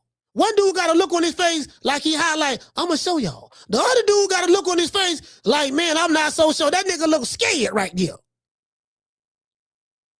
The receipts don't lie. You can get mad at me all you want, but you will not deny what your eyeballs are showing you today. True. You will not deny what your eyeballs are showing you today. Niggas have folded their YouTube channels behind Errol Spence. Dudes have jumped off of bridges behind Errol Spence. Dallas ain't been the same since Errol Spence got knocked out 3 years ago. Yellow Beezy in jail. Mo 3 gone. They turning on Derrick James. Spence fans left, jumped off the bandwagon. They went over there to Philly. Like, come on, man. True. Let's go. He knew right there. And as you know, what he knew what was going to happen happened. This is the end result. When Black Freezer get in the ring with a nigga, they ain't never the same. This is the result. Black Freezer. You know, what the dude y'all call Top Rank Toby? Y'all remember that? Them Top Rank Toby days? Remember that? Y'all ever call them Top Rank Toby? That's what Top Rank Toby did right there. Top Rank Toby did that. Black Freezer did that. Yeah, Black Freezer did that. Right there, he knew it was over. Right there, you see the look in his eye. That nigga scared. Shaking like booty meat right there. He knew right then. He understood what was going to happen. Right here, this call, where I'm from, this call when a nigga pull your whole card. That's what this call where I'm from. When you pull a nigga a whole card, I don't pull this whole card. I don't hold him up. This when he got hold up on stage. Hold him up. That's what we call that where I'm from. Nigga pull your whole card. He knew right there. He knew right there. Right here is the night that he got in a car accident because he was drinking. He left the club drunk. He left the club drunk. I used to tell y'all to do with alcoholic. Oh, nigga, you hate no Spence. You hate no Spence. Everybody in Dallas knew that.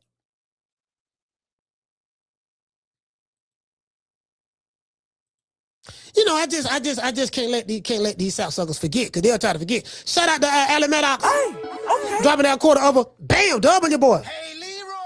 Super chat received. Playtime's over, boy.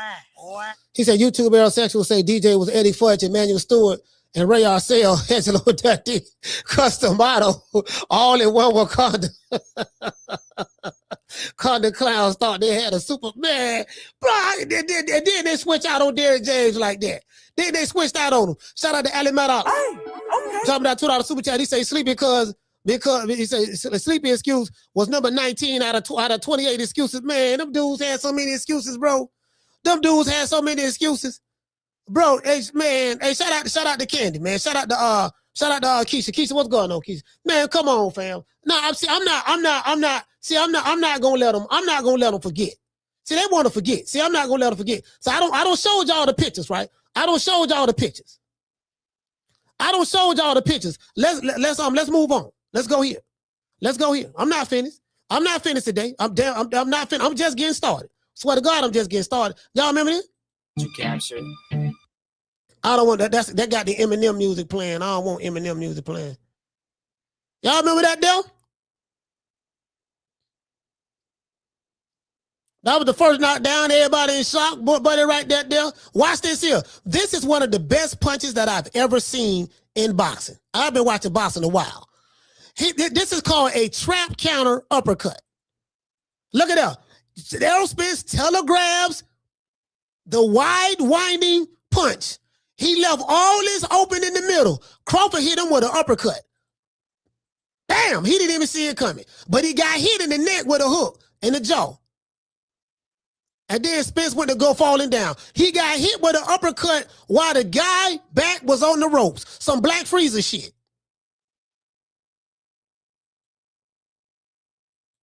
And walked over to the corner with a smile on his face. He didn't even see the punch coming. They finna show it again. Watch this. Some Black Freezer shit. Lord have mercy.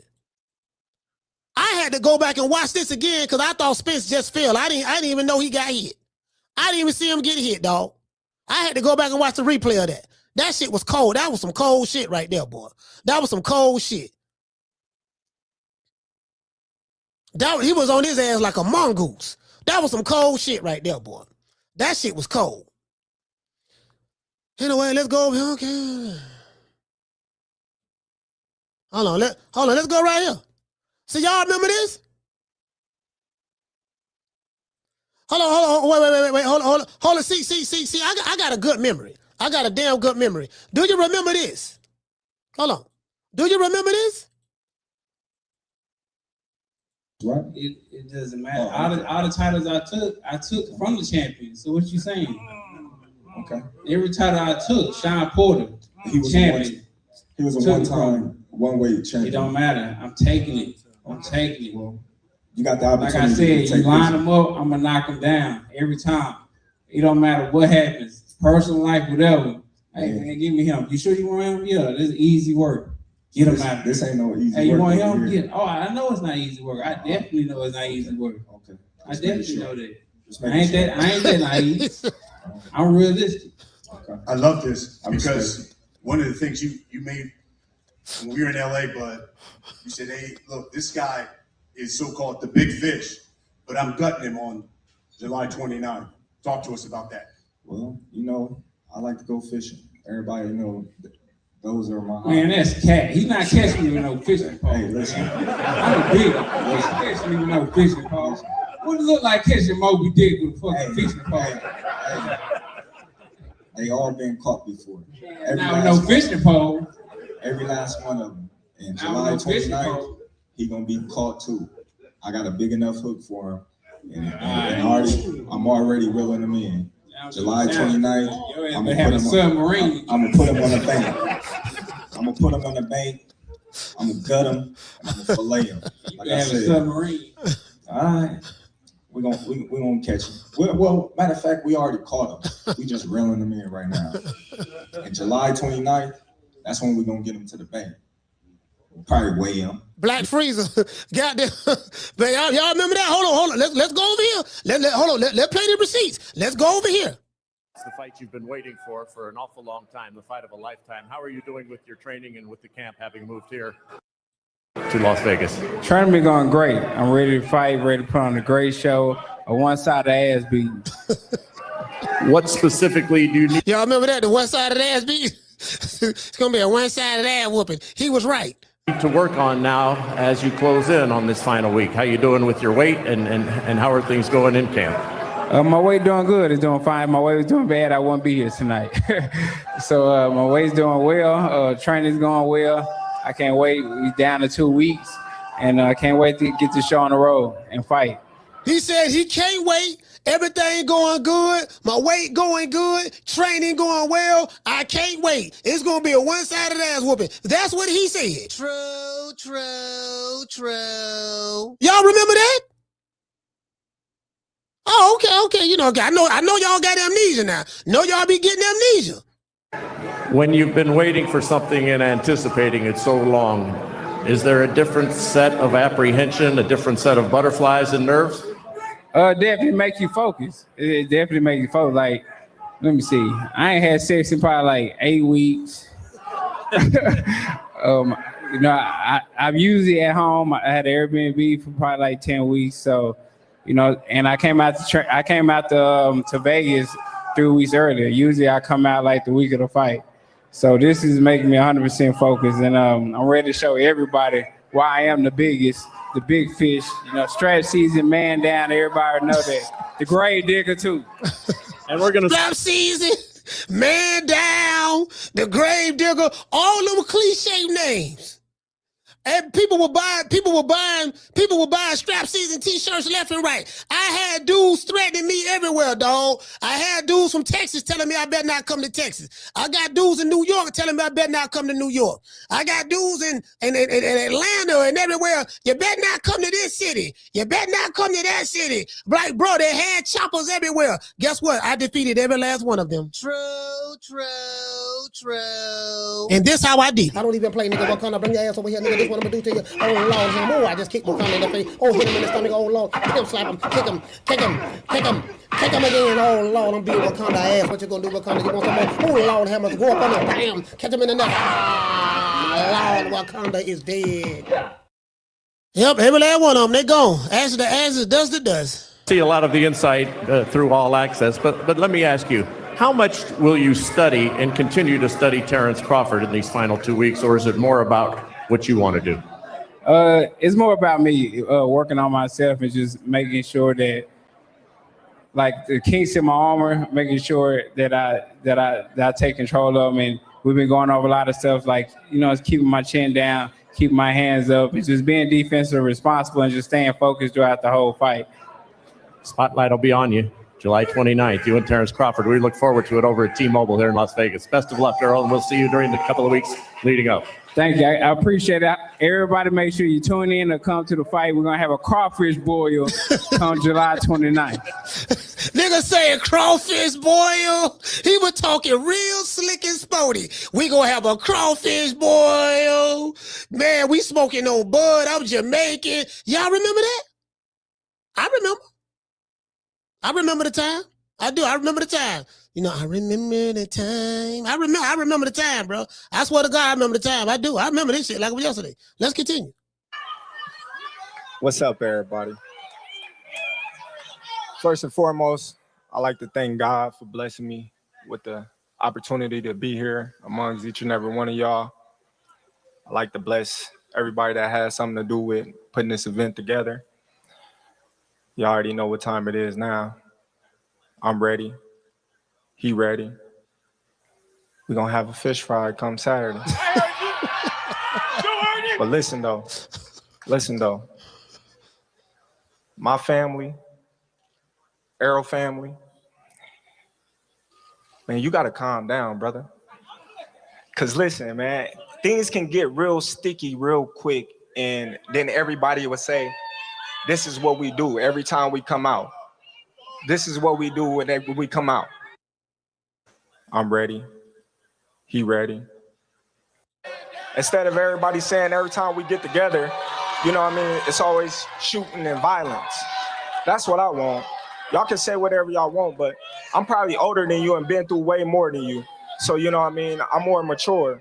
But, you know what I mean, I wish Errol and his people's the best. You know what I mean? What? Oh, shit. Hey, everybody know Terence Crawford. Y'all know I get active. Let's go. Hey, see right there, see them niggas in Dallas. It was them niggas in Dallas were talking that shit. See, y'all was the reason why he got that ass whooping like that. It was y'all. Y'all were talking that shit. Y'all fucking with Black Freezer. You pissed the nigga. You pissed them all. I'm telling you, that what happened, dog. True. Man, Dallas ain't been the same since. Like Dallas, is anything going on in Dallas right now? I know my main man in there in Dallas, Boss Talk Radio E. I know E in Dallas and stuff like that. But is there anything else going on in Dallas, dog? Yellow Bees in jail. Is there anything else going on in Dallas, fam? Like, y'all ain't been the same since Spence and Yellow Beezy. True. I know y'all, what y'all got, Big X to plug. I don't know where he from, but he might be from Dallas too. Yeah, but y'all ain't been the same since, fam. Y'all ain't been the same since. I swear to God, y'all ain't. Y'all done fell off like a mug, man. Y'all fell off. Y'all, for real, y'all fell off.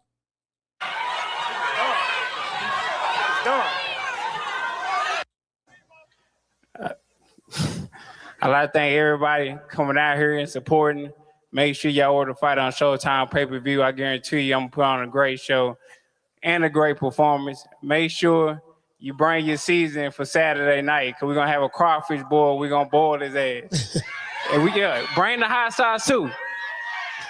Bring the hot sauce too. You already know Bo-Man got the season too. He going to be right there with us after the fight.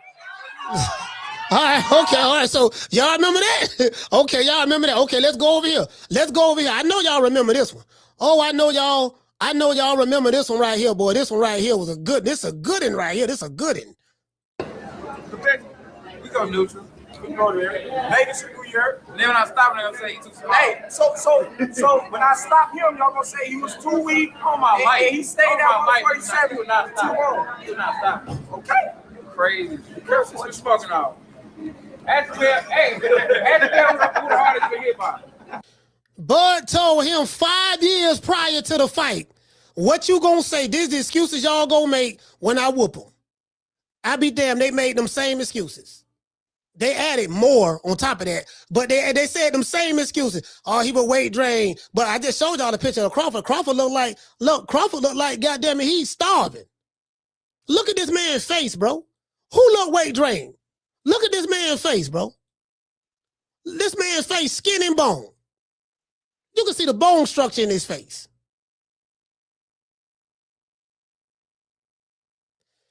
Anyways, let's see what we got.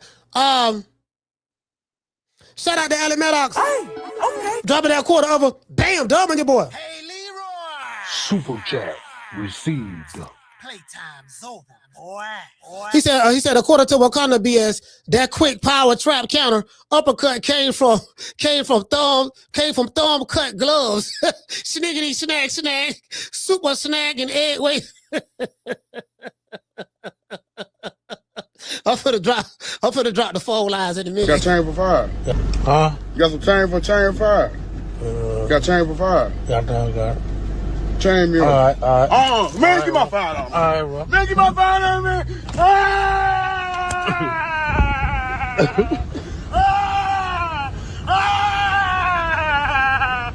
Get my $5. Get my $5. I'm gonna kill you, bitch. Get my motherfucking $5, man. Man, stop playing me, man. Give me my $5. Ah! I'm gonna tell you got it $5. I'm gonna tell you got it $5. Ah! Yeah, man, I ain't gonna lie, boy. Motherfucker look at me like that. Motherfucker looking at you like you fool. I'm like, yeah, man. He don't fucked up, dog. Hold on. I gotta show y'all this. I have to show y'all this. Wait a minute. This what made me. I didn't show y'all this. Hold on.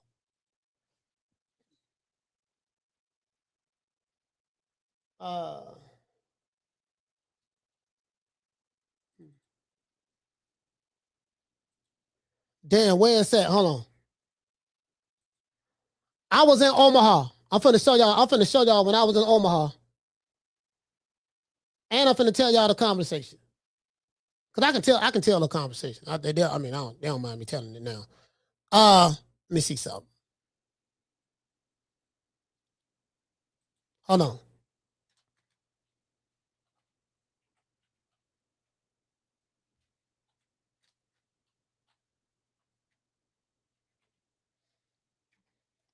I'm finna show y'all something. Hold on. Where that picture at? Where's that picture? Yeah, this it right here. This it right here. Cause I took the picture on accident. I was kind of like, I wasn't ready.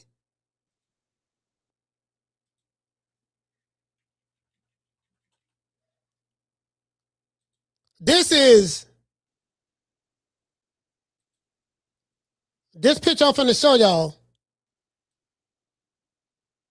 This picture.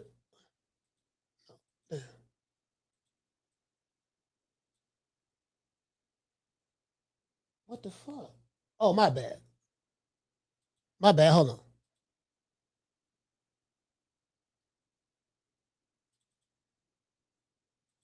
Wait a minute. Let me. All right, there you go. I had to refresh the screen.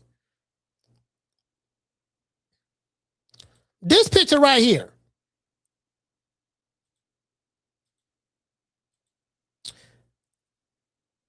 Bomac told me this picture right here. This is they finna get ready to go to camp.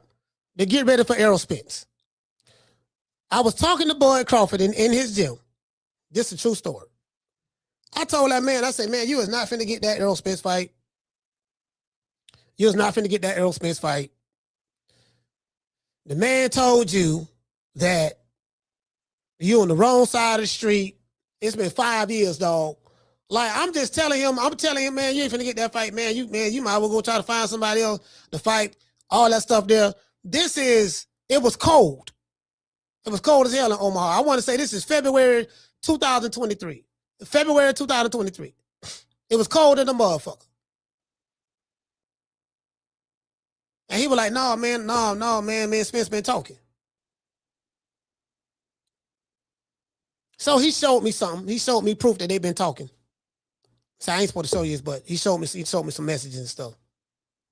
I said, man, that man ain't finna fight you. He said, I'm gonna get that fight. Watch what I tell you. Lo and motherfucking behold, announcement was made.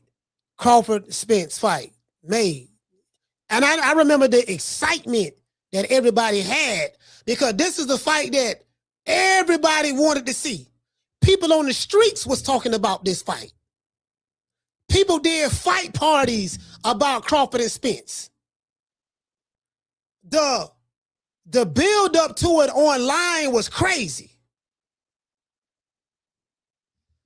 The media hype around it. And depending on who you picked, you was excited or you was sad. And there was a lot of people that were sad.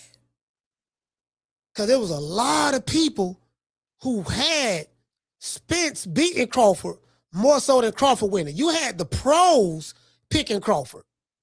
I think he was a slight favorite to win with Vegas. But the people in the hood, the people in the streets, like I knew people who were diehard Crawford fans, they like, I got Bud. The street niggas that I knew, I got Bud. But there was a lot of people like my cousins, they more on the casual side. They like, man, Spence, because he had the big name. They were saying all the same cliche shit. Crawford ain't fought nobody. He ain't did this. Spence gonna do A, B, C, and D, yada, yada, yada, yada. And then when the fight happened and we saw the end result and we saw the dismantling, I don't seen some devastating fights. I saw Marvin Hagler, John the Beast Mugabe, how he systematically broke the Beast down and the Beast hurt Hagler several times in that fight, but Hagler kept stomping and storming and he stopped him. Frankie Randall, Julio Cesar Chavez, some great fights, James Tony, Mike McCallum, just some great fights, man. Terry Norris and Simon Brown, and seen some hell of a fights, bro. But to have a dude who was clicking on all cylinders, like this nigga couldn't do no wrong, and one dude couldn't do no right. It was so quiet in that arena. I wasn't there, but just hearing it on TV, it was so quiet. I saw motherfuckers crying, grown men crying. It was as though somebody had died that day. And I enjoyed it. True. Yeah, I enjoyed it. I enjoyed it. I swear to God, I enjoyed it. I was like, man, I wish we can do that shit. I wish we can do that shit all over again. And we can do that all over again. I had some of my best time ever on YouTube around that time. That was some of my best time on YouTube. And we can relive those days. That would make me so happy. Y'all know what time it TI is, man. Phone lines open, man. What y'all think about this here, man? Derrick James gave his side of the story. When Errol Spence gave his interview to Andre Ward, we did a show about that and spoke about what Errol Spence said. Now Derrick James did his rebuttal, and now we doing a show on that. So what y'all think, man? Who y'all think? Y'all think Errol Spence's line, Derrick James' line, or what y'all think about this, man? You want to talk some shit? Call me. Start some shit, bitch. Sup, fool? You gonna talk shit about me, homie? Where you from? Hundreds of niggas is waiting for your motherfucking call, and they all talking shit about you right now. Call the coach at 530-494-9636. We waiting on your bitch ass. And check this out. I'm finna tell y'all something else. Coach Red right here. Coach Red, you know what Coach Red told me? My main man, Red Spikes. The dude back here in the black and the blue shirt, the tallest shirt. Y'all know what Red told me? Coach Red right here. The dude in the back. He say, I got Bud stopping Spence in 9.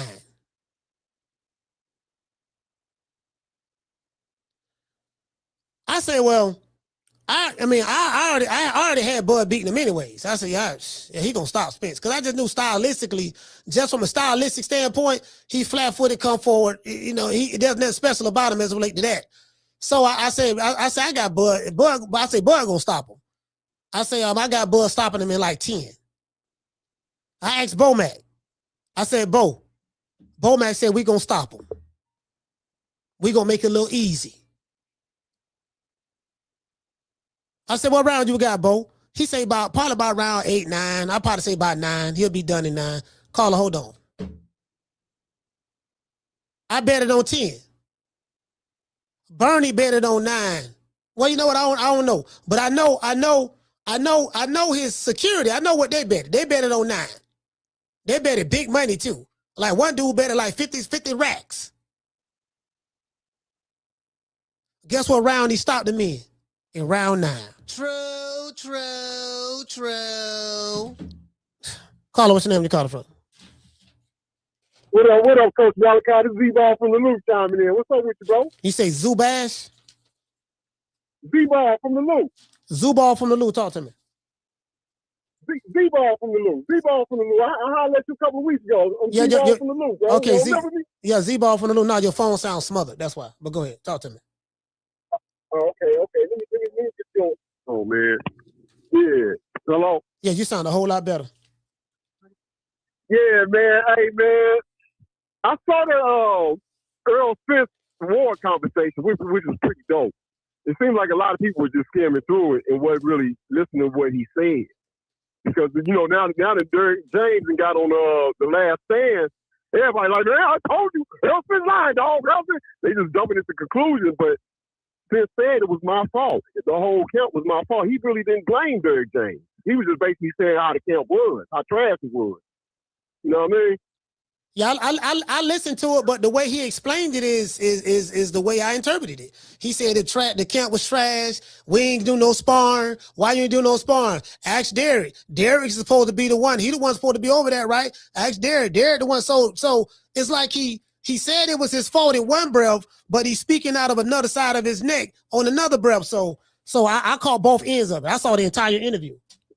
Yeah, but a lot of people taking it like, oh, Spence lying, dog. He blamed it all on Derrick James. He come up with excuses. I don't think it was like that. I just think, because, we all know Spence pedigree. He ain't really no excuse type of dude. He took his loss. He took his beat down like a champ, you know what I mean? And he was just basically making it a nice interview because Andre Ward was asking some good questions. So Spence was really being transparent, you know what I mean? But, hey, it's a podcast world. It's money on the floor. We got to make it a story on our channel. So I get it. I get it. But I really didn't see the whole Derrick James. I saw the entire interview, and when Errol Spence spoke, I did a show on it, and I took what he said out of his mouth. It has nothing to do with the podcast, has nothing to do with making a story. It has everything to do with listening to the words that's coming out of your mouth and reporting on what you said, how you said it. That's it. Now, however you interpret it is how you interpret it. But that's the reality of the situation. That's all this is, fam. Yeah. I saw a little bit of the Derrick James on the last stand, and he told his side of the story. He's kind of like giggling a little bit. He's like, man, what was I supposed to do? It was like, man, everything that Spence was saying. It was like Derrick James was saying the total opposite when he was like, man, I don't even know what he was talking about, man. I thought we was close, man. He's talking about, man, we never talked, and it was just funny, man. How they just like, but the whole thing is funny is just they not on good terms right now. That's the funny thing about it. And it's just, hey, man, it is what it is, man. It is what it is. You know what I mean? All right, salute. Shout out to Z-Ball, St. Louis, stand up.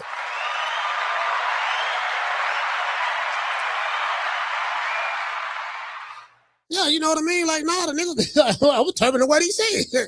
you know what I mean? I ain't got the GED, but I understand plain English very well. We did a show on both sides. It's simple as that. You get what I'm saying? Man said a whole lot of shit in that interview. Two things can be right at the same time. It doesn't have to be either or. Two things can be right at the same time. You get what I'm saying? So that's just the reality of the situation. Shout out to everybody watching this show. We got over 300 watching on X, and we got over 400 watching on YouTube. And shout out to everybody watching on Facebook and Kick. Yeah, man. So, that's just the reality of the situation. So, again, I like the fact that, put it this way, we wouldn't even be having this conversation had not Spence revealed what he revealed to Andre Ward. But Andre Ward did a great job in getting those answers out of Spence. He did a great job as of late to that. And then Derrick James did a great job. You don't have to hate Derrick James to like Spence. Or you don't have to hate Spence to like Derrick James. At one point in time, people who are choosing sides, all of y'all was in love with Errol Spence and Derrick James. That's why I played all the old shit. He was trainer of the year.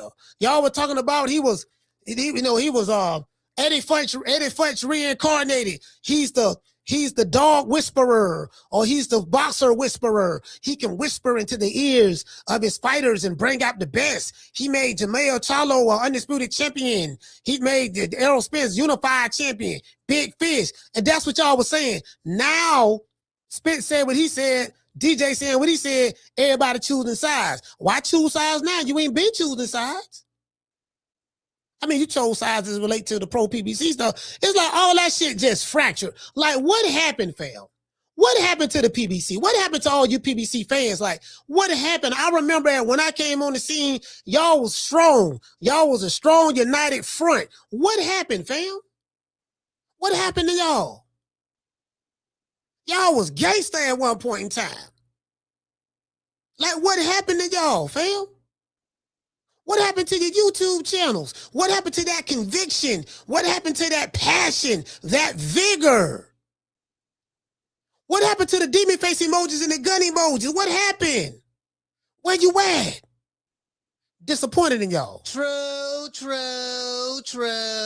I was in this fight for the long haul. Y'all gave up on me, fam. I still love you.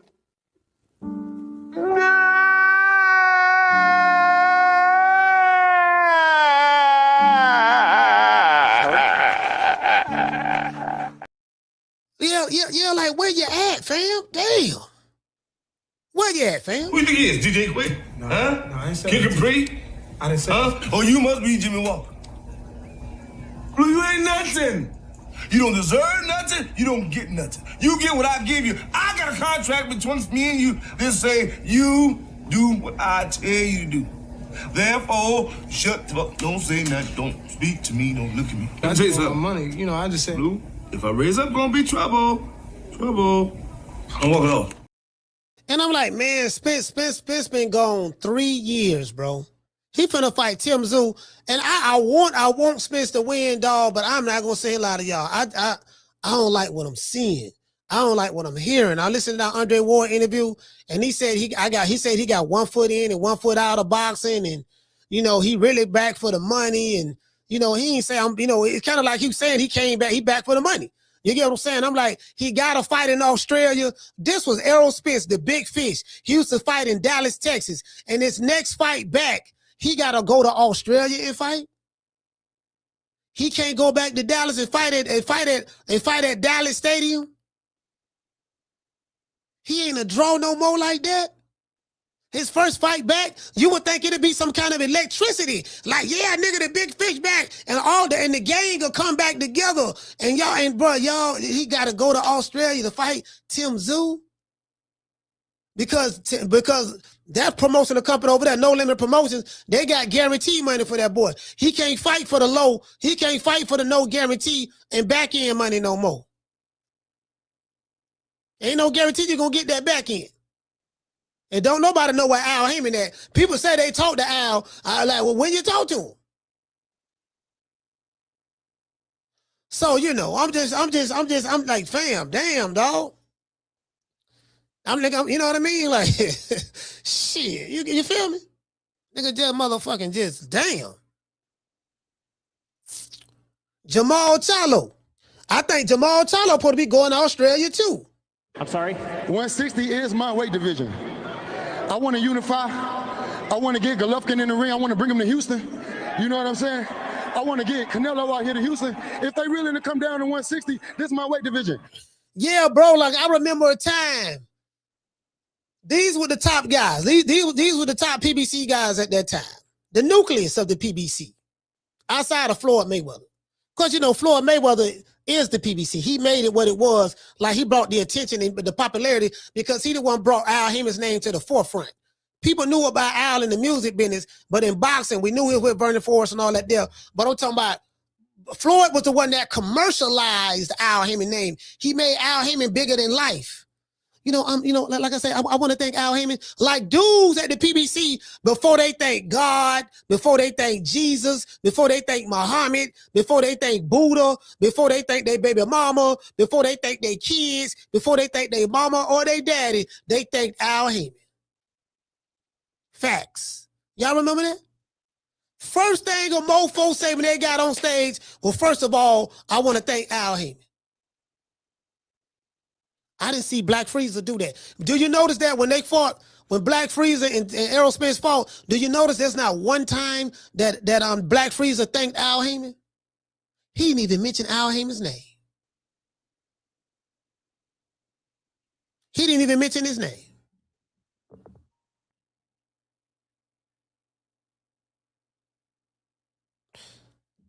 Caller, what's your name? You called it from? What's up, Coach? M1 from the BS.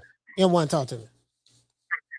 What's up, Coach? Yo, Earl line and yesterday's price ain't today's price, line 2. That's what I used to call Yeah, Derrick James said that, yeah. Yeah, remember I used to always call him that when I used to call you? Yeah. Yesterday's price ain't today's price and shit. Yeah, but they both motherfucking lying, man. I never liked the Derrick James, man, when everybody was on him. What was the Dominican kids? They Jamel Ford, he punched him in the chest, and the nigga started doing he started catching the epileptic attack, a seizure attack in the ring. You remember that shit? Nah, I don't remember that. It was the fight before the Castaño fight. Oh yeah. Oh yeah. I remember. Yeah, I forgot his name. Yeah. I remember that fight. The fight before that. Yeah, I remember. Yeah. So to me, that fight was thrown. You know, I know they're gonna say that I'm a conspiracy theory and all that shit. And the Ugas fight to me was another one that after he knocked out his teeth, he don't even punch him or nothing. Like he stopped. You know what I'm saying? That shit all to me was bored. Smoking mirrors, like Errol said. Smoking mirrors was over there in the PBC. But yeah, motherfucking yesterday's price ain't to the. I could have never stand that fucking dude, bro. That nigga was all smoking mirrors, man. But yeah, coach, man, yo. That's all I really wanted to say, man. Yo, keep doing your thing, man. All right, salute, fam. Hey, yo, one more thing, coach. Yo, you should do a little video of all the little pieces from before when you was knocking these niggas down, when you was coming up, them funny shits, and put it together. All right, do salute, a fam. video for the new people. All right.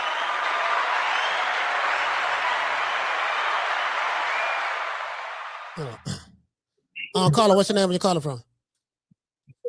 Calling from Texas, Jelly Dale. What's going on, Coach? Dale, what's going on? Talk to me. All right, I just wanted to say, man, as far as Errol Spence and the James, you know, when it's all good, it's good. You know what I'm saying? When it goes bad to South, everybody sits out. I think Errol Spence had a little bit of truth, and I believe James had some truth. You know what I'm saying? But them two only know the real. Now, with that being said, I want to talk about the Devin Haney and the Keyshawn fight, right? Mm-hmm. My thing with the Devin Haney and Keyshawn, right? I agree with you, Coach. Devin better not drop that belt. You made a good point the other show I was watching, right? You said he took big bank from Turkey Al-Rashid. Yeah. You know, Devin was making, you know what I'm saying, $3 million, $2.5 million, whatever, right? You hit a lick. You hit the lick for 12. You hit the lick again for another 12. He's accustomed to that good money. Build and talk to boy, you know what I'm saying? You're accustomed to the money. So my thing is this. Like you said, right, and I agree with you. Sometimes he show money. That should make you even want to more mad and be more upset that you got to pay show money, beat that little youngster ass, put him in his place, and then go back and get you some big money after you spank Keyshawn, because he's going to spank Keyshawn. So that should be his motivation. If you drop the belt, you like you said, Coach, you just get all that training for Brian Norman. Yeah. You put yourself on the line. You hit a lick. You hit a lick with the Ramirez fight. Okay, now you done came up. Now it's sometimes you got to take your money. Turkey already killed the game. He overpaid you. Come on, we really know what you really were worth. But I ain't the one to count nobody's pocket. You know what I'm saying? If you don't want to take the show money, don't take the show money. But I would take the show money on this go around, knowing that I hit a lick for 24. You know what I'm saying? I take a little 4 or 5 mil, and I just make that'll be my motivation to beat that youngster ass and let him know I run the 147 welterweight and checkmate on you, James Prince, for calling your other little soldier up. Now what you want to do? Because now I didn't spank him. I took the show money. Now what? Now the ball is back in y'all corner. What you want to do with Stevenson? Or I can go find another fight. But it ain't always bad to take show money when you know you really ain't worth that, and when you know you didn't hit a lick for 24. That's my call, Coach. All right, salute, fam.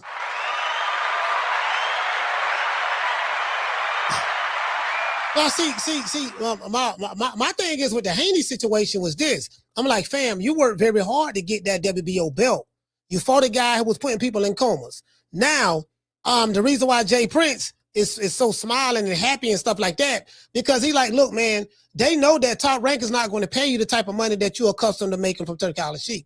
Remember, you only got 2 big paydays from Turkey Al-Rashid. Turkey Al-Rashid is not the norm. He's the exception.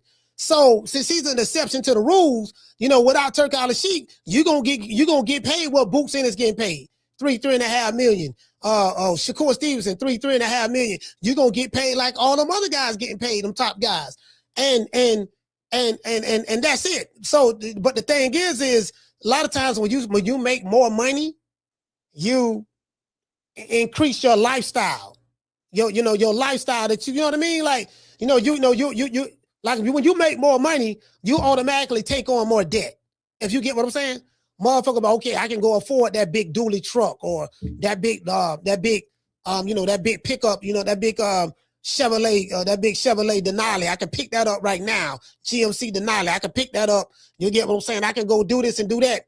And so what happens is, these guys, they get accustomed to living a certain lifestyle, right? Because you got a new influx of cash. But okay, if that option is not there, then what? Because there's no telling how many people you got in training camp. And I know Devin is probably looking at it like, I can't speak for him, but I'm saying, you're looking at it probably like, yeah, man, shit, what I'm gonna do with these $3 million? Shit, by the time I pay everybody, I ain't gonna have nothing. Do you get what I'm saying? So it's kind of like, you drop that belt, dog. Where's your leverage? What leverage do you have? Because this shit is about leverage. The leverage that you have is you are the WBO champ. If you drop that belt, there's no guarantee that Shakur Stevenson is going to fight you. I'm going to drop the belt. So it'll be dumb. And the Bill Haney ain't no fool. So you can't make a move without having, they say a bird in the hand is worth more than two in the bush. You got to secure that bird in the hand first. You have to secure that bird in the hand. Once you secure that bird in the hand, then you can make a move.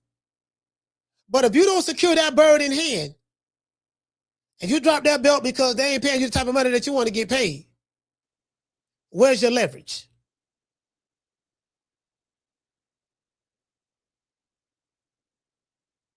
I don't know, unless maybe you can land that Ryan Garcia fight. Maybe Ryan Garcia ain't fighting nobody, right? I don't think Ryan Garcia fighting nobody, but he's supposed to fight Conor Ben. I don't even know if that's true or not. I don't know, man. I mean, it is what it is as related to that. But yeah, man. But hey, what you say? What you say, Keisha? Keisha say Boston gonna pass him right by. Yeah, and Keisha, see, this is the thing, right? Keisha, this is the thing too. You haven't been, Devin Haney haven't been in the ring in 8 months. It's been 8 months. Motherfucker, forget about you like this. Devin ain't been in the ring for 8 months. Tank Davis haven't been in the ring 12, let's see, March, April, May, June, July. Devin Haney haven't been 16 months. Tank Davis haven't been in the ring in 16 months. It's like this ring around, Shakur fought 5 months ago. And it's like you got Boots and Xander Zayas doing fights. So those are fighters. See, this is what I like about fighters as well. Fighters have a different mentality than pure boxers. In today's time, they have a different mentality, bro. I mean, I'm talking about, like, I like fighters. I like Keyshawn Davis is a fighter. Boots Ennis is a fighter. Abdullah Mason is a fighter. I like fighters. Fighters are exciting to watch. They're entertaining to watch. A fighter is going to find a way to try to stop you if they can. And I'm going to be honest with you, bro. I said this time and time again. I don't want to see no Devin Haney and Shakur Stevenson fight. I said this. Do you want to know why? It ain't got nothing personal to do with Devin. Ain't nothing personal to do with Shakur Stevenson. Bro, you have two pure boxers. Two pure boxers. Who fight the same, who fight very similar.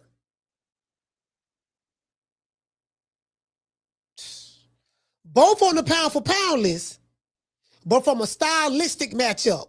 Which fight do I want to see? Do I want to see Devin Haney and Shakur Stevenson, or do I want to see Devin Haney and Keyshawn Davis? I take Devin Haney and Keyshawn Davis 7 days a week and twice on Sundays. I'm just being honest with you. True. 7 days a week and twice on Sundays, I take Keyshawn Davis. How in 36 months, of course, with one of my new investments, I would be making $300 million a month. But what investment is that? Just in real estate. I agree. Got you. And I'm heavy in real estate. I'm real heavy in real estate. Even though, you know, I got my own liquid, and if that means cash for those, I break it down in layman's terms. Even though I got a lot of cash, OPM. Okay. OPM. You don't always have to use your money. That's why it's very important for y'all to make sure y'all keep y'all credit right. Talk to us about very important. Yeah, man. Like I like pure boxers. Like Hector Camacho. Hector Camacho was a good pure boxer. My favorite pure boxer was Pernell Whitaker. Pernell Whitaker gonna fight you right there in that pocket. You ain't gonna be able to hit me, dog. You ain't gonna be able to hit me, dog. He was great at measuring distance and range. He know how to take away your jab. And he was a vicious body puncher. He didn't have but 14 knockouts, but he didn't fight like the pure boxers fight today. He didn't fight like that. Yeah, Pernell Whitaker was a fighter. He wasn't no professional boxer. He can box. He was a great boxer, great footwork. He can fight you on the outside, fight you mid-range, but he will fight you in that pocket. Vicious body puncher. He will go to the body in a heartbeat. He was pillow fisted now. He didn't have no knockout power, but he had exciting fights. Yeah, man, I like excitement, dog. I like excitement. So when the motherfucker tell me, yeah, man, it's the sweet science. Yeah, I seen the sweet science. I saw Pernell Whitaker. Your sweet science ain't like his. I saw Pernell. I know what sweet science is. I saw James Toney. I know what sweet science is. I saw Mike McCallum. I know what sweet science is. I seen fighters make a motherfucker hit and not get hit. I saw Roberto Duran. I saw what sweet science is.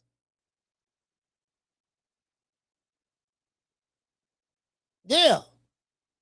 Motherfuckers who you don't know about. Yeah, you get what I'm saying? No, we ain't doing that. Yeah, we ain't doing that. Me personally, I'm saying for what fight I'm gonna get excited about. I'm gonna get excited about Devin Haney and Keyshawn Davis. Because Keyshawn is a fighter. He gonna fight. And it's gonna bring out the best in Devin Haney. You know, because Bill said that they got a lot of tools in the warehouse.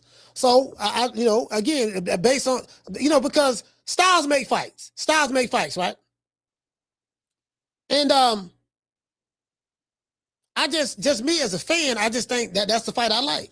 I like that style match. I like that stylistic matchup. I like that matchup, bro.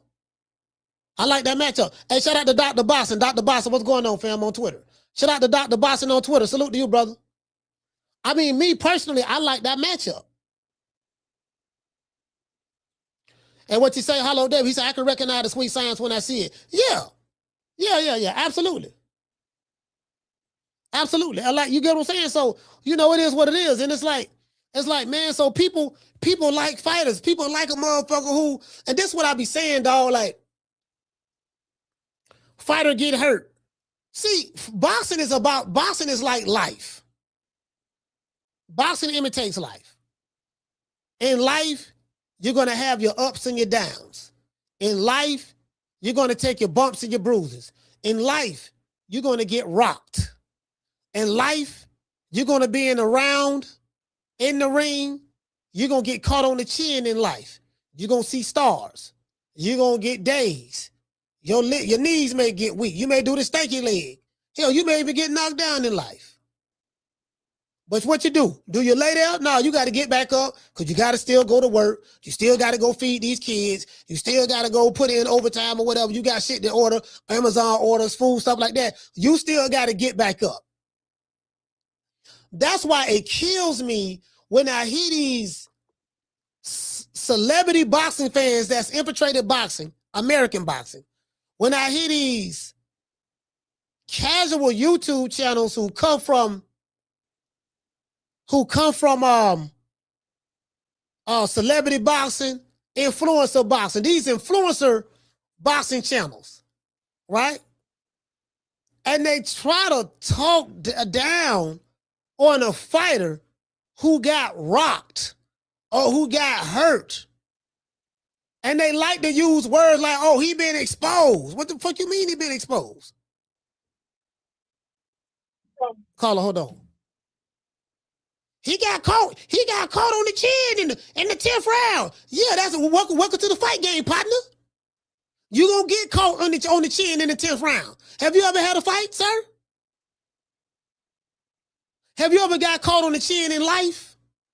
I have. Have you ever had? I don't have my car repossessed before. Twice. I done been homeless before. Now you can look at that as you know what I mean. I took one on the chin. That happens in life, bro. Did he get back up? Did he keep fighting? That's why I love boxing. That's why I love fighters. Caller, what's your name? You calling from? What's up, Coach? This is Mr. Golden.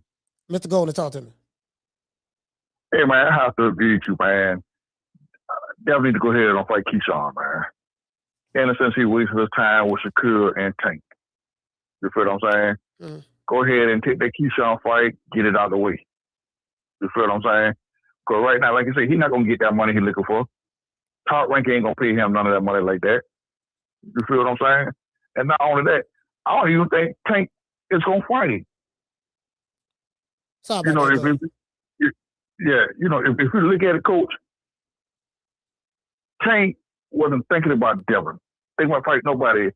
It was between Keyshawn and Shakur. All of a sudden, Tank got this that kid fight, so he didn't want that kid fight, so he threw his name in the ring just to get out that kid fight. You feel me? Nobody was talking about Tank. Tank duck Kid Austin. Yeah, Tank really didn't want to fight him. Yeah, so he ducked. Because Tank wasn't right. He didn't want to fight him. All of a sudden he go at a champion on recess. You feel what I'm saying? Let them fight for the belt. He threw it. Okay, I'm gonna fight Devin. Tank is not gonna fight Devin. I feel like he played Bill on them just to get him off of that shit there, and Tank gonna try to fight somebody else. You feel me? And another thing I don't like, everybody on Devin asked about the rematch with Ryan. You feel what I'm saying? But nobody on Tank asked why he ducking ropes for that rematch. You feel me? Oh, what Devin won't fight Ryan? What Devin won't fight? Why can't he get ropes that rematch? I think it take two to tangle. Like, I don't agree with everybody putting everything on Devin to make the fight happen with Ryan. Like, what about does Ryan bear any responsibility to try to make the fight happen with Devin as well? Like, you know, like you can't make a fighter. It takes two to tangle, so you can't make a fighter want to fight you. And then this is the guy who was a convicted drug cheat. This is the guy who admitted to drug cheating. He accept his punishment by the New York State Athletic Commission. He pleaded guilty to it. He could have took it to trial and fought it. He pleaded guilty because they found PED in the system as well. So, like, this guy has a lot of redeeming him. He gotta show that even if you believe that, oh man, the Oscarine didn't matter, Devin Haney got his ass whooped anyways, there's nothing wrong with that.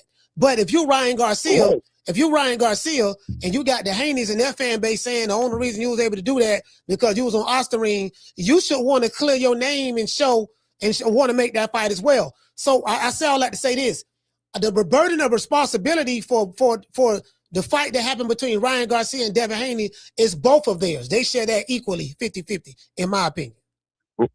Right, Coach. I agree 100% with you. And I've been saying the same thing. If you look at where Ryan fought Rolly, and Devin fought the other guy. This was they had that rematch right after that fight. Okay, Devin held. I don't care how he won that fight. He stuck to his end of the bargain. Ryan was the one who went in there and fold and didn't beat Rolly. Yeah. So that killed the fight, the rematch right there. That did. That's true. That's true. Right. That's true. Ryan knew exactly what the hell he was doing. Okay?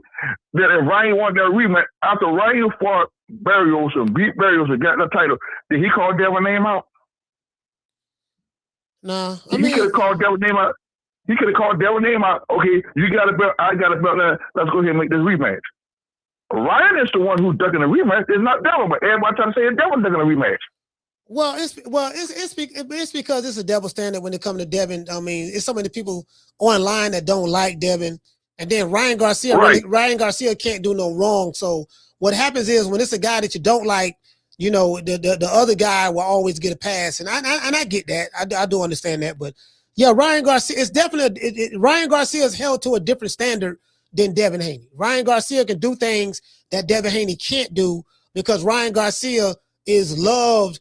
He can't do no wrong in the boxing eyes, and Devin Haney can't do no right. So that's what that situation is all about.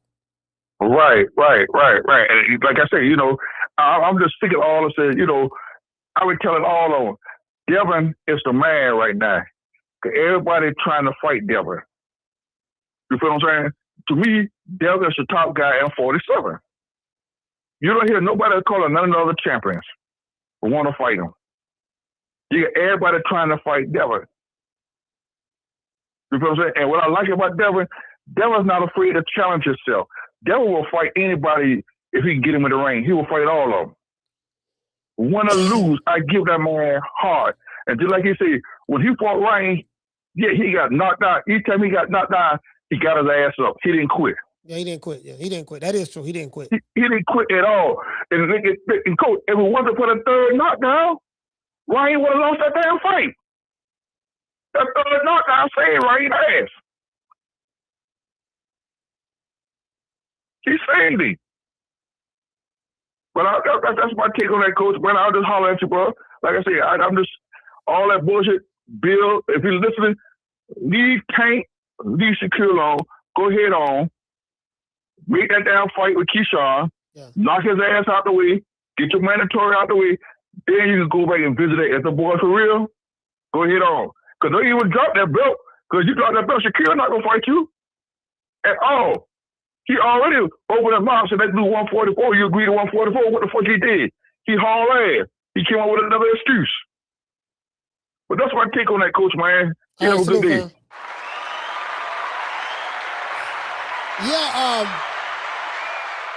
Yeah, man. See, my thing is this. My thing is this.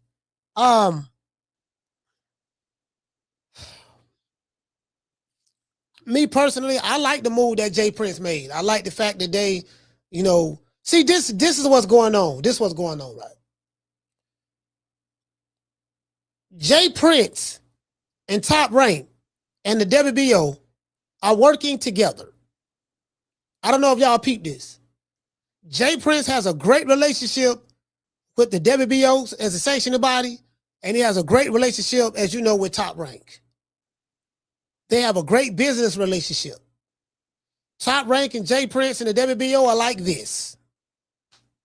Giving y'all some inside information. They checkmated Bill Haney.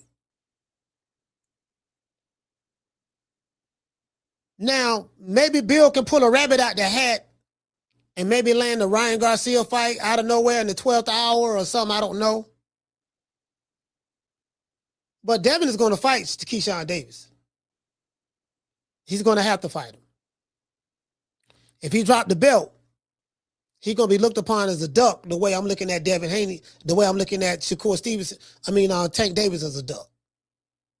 You got mandated to fight Kid Austin. Tank didn't want to fight him. He dropped the belt or got stripped. He ducked him. I don't think nobody can argue that. Because if the fighter that you don't like do that exact same thing, Pretty sure y'all gonna say Devin Haney ducked Keyshawn Davis. Pretty sure of that. So let's be consistent.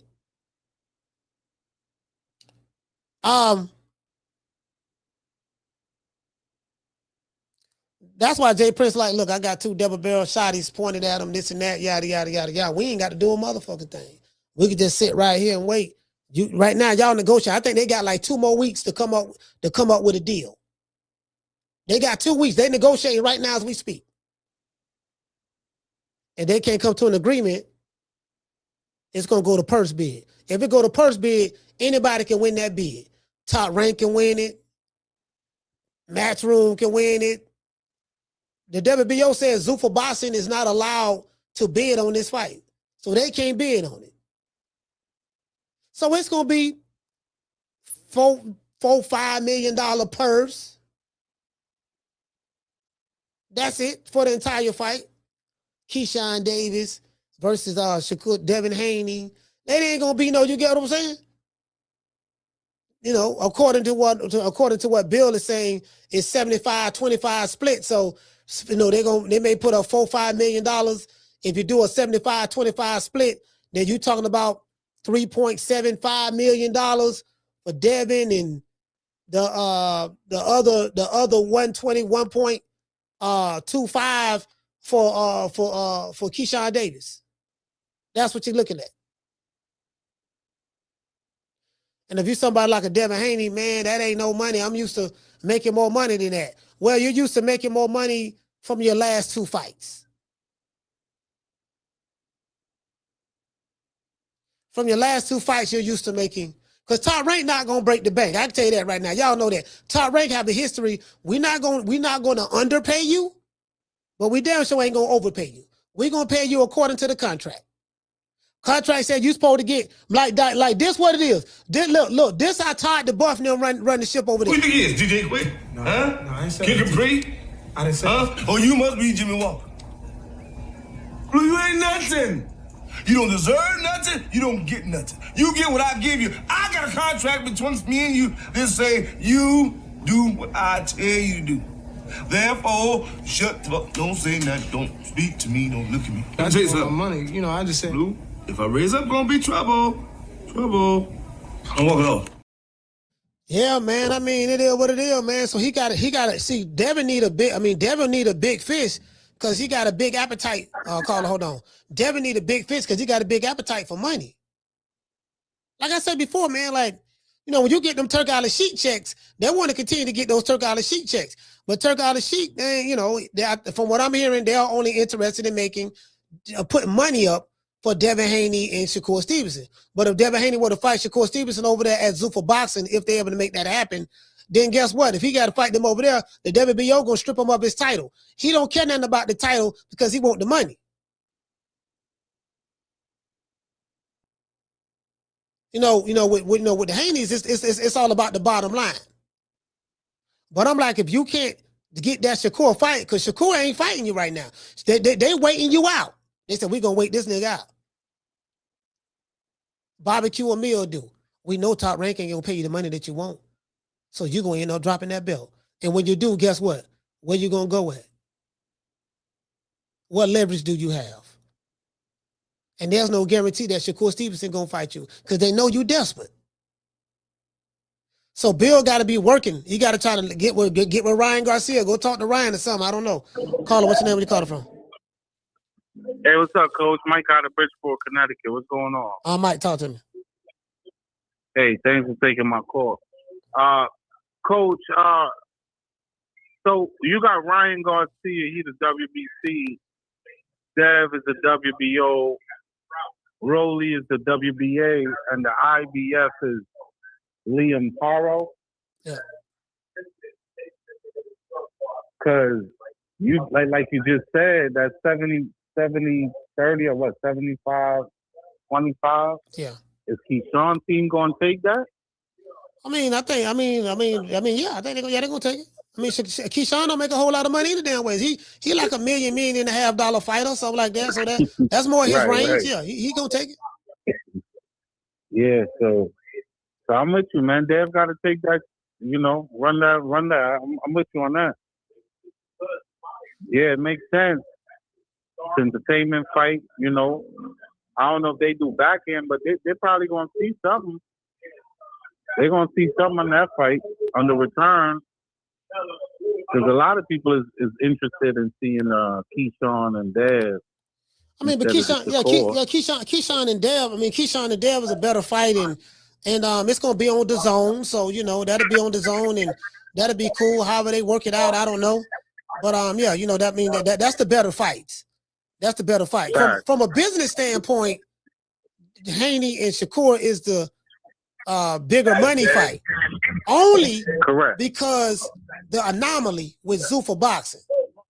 But I'm hearing that I heard that Shakur's supposed to have signed with Zuffa. I heard that Devin Haney signed with Zuffa, and I have one question. If Shakur Stevenson signed to Zuffa boxing and Devin Haney signed to Zuffa boxing, explain to me why Zuffa have not made an announcement yet on this signing. Right, and that's where I'm stuck at, Coach. That's where I'm stuck at.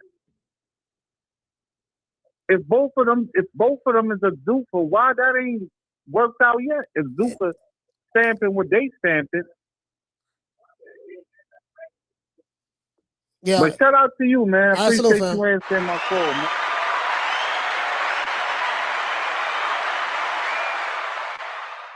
That's what I'm saying. That's what I'm saying. We ain't heard nothing, bro. When Edgar Berlanga and Richardson Hitchens signed, they made an announcement. It was on Twitter and everything and all this stuff there. I'm hearing what everybody's saying. I'm like, fam, if they signed, then explain to me, fam. Explain to me why they haven't made an announcement. Because we hearing all these rumors. Yeah, man, so Shakur just signed a Zuffa for $15 million. Eddie Hearn was the one that put that out there. That came from Eddie Hearn first.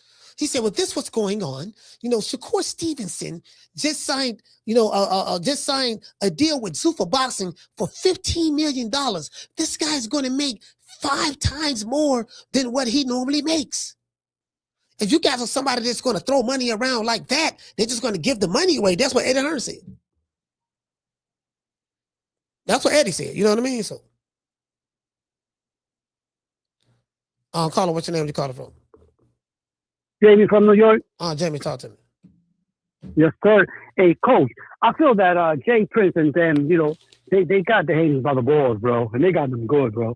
You know, it's either, they know what they're after, bro. That's why he said what he said. With a double barrel, you know what? Yeah. Hey, you either fight us or give us the belt. That's what they're after, bro. They're not after the money like Kenny is. You know what I'm saying?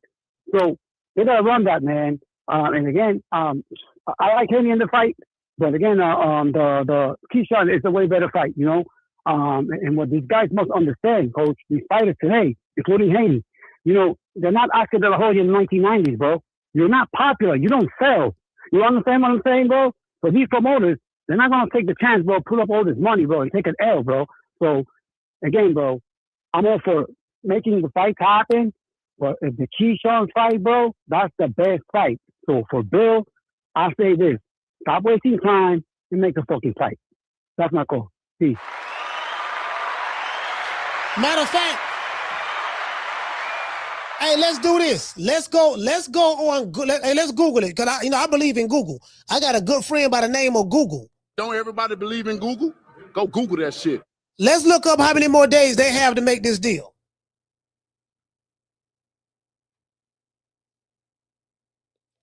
Let's see.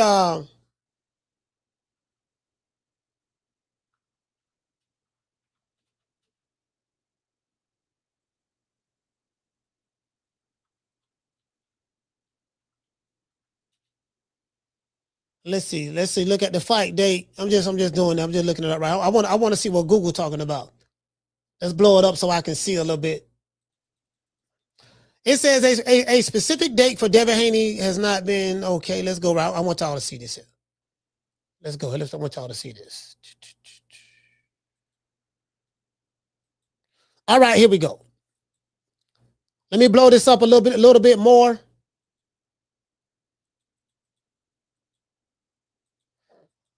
Hold on, let me get this super chat. Let me get this super chat out the way. Hey man, shout out to Carl Belton. Salute to you, fam.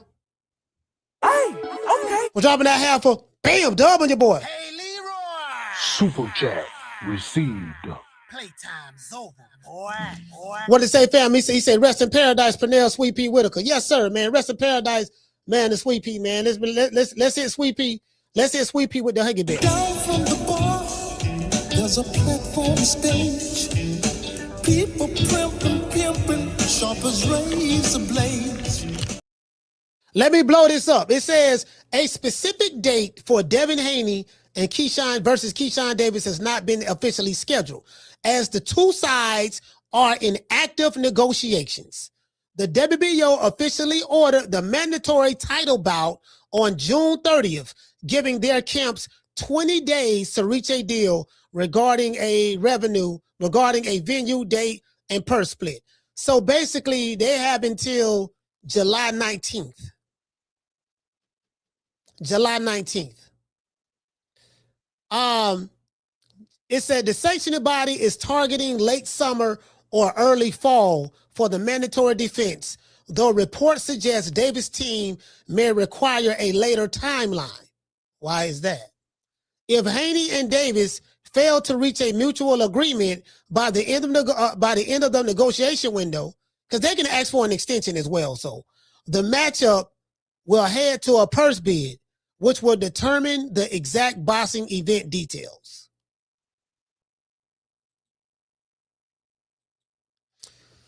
So we got what the day is. The date is 7th. Yeah, the date is 7th. We got about 2 more weeks. Got about 2 more weeks. About 13 more days. No more than 20. I said the 19th, but maybe the 20th. No more than, we got about 13 more days. And they still, guess what?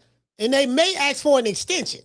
So it could be 10 more, it could be 13 more days plus however many days they ask for an extension. Because right now they're working out the money. Keyshawn ain't gonna fight for a whole lot anyway. You know what I mean? They want the belt. So Jay Prince did such a masterful move because he's like, okay, I know you want to fight Shakur for this big money over here at Zuffa Boxing, but that ain't gonna go nowhere. So what I'm gonna do, I'm gonna put the pressure on it because Jay Prince have a great relationship with Top Rank and the WBO, and all of them work together. They are colluding together to put the pressure on the Haneys. And they still gonna be able to double back, and if they want to fight Shakur at Zuffa, they can still make that happen. Because there's a reason why Zuffa Boxing have not announced that Shakur Stevenson has signed with them. Because Shakur Stevenson have not signed with Zuffa Boxing. There's a reason why there hasn't been an announcement that Devin Haney has signed with Zuffa Boxing. The reason why, because Devin Haney has not signed to Zuffa Boxing. If Shakur Stevenson and Devin Haney were both signed to Zuffa Boxing, do you think that Dana White would keep his mouth closed about that? Won't you think that'd be something that Dana White would be more than happy to flex on television? You get what I'm saying? So, let's give everybody a round of applause.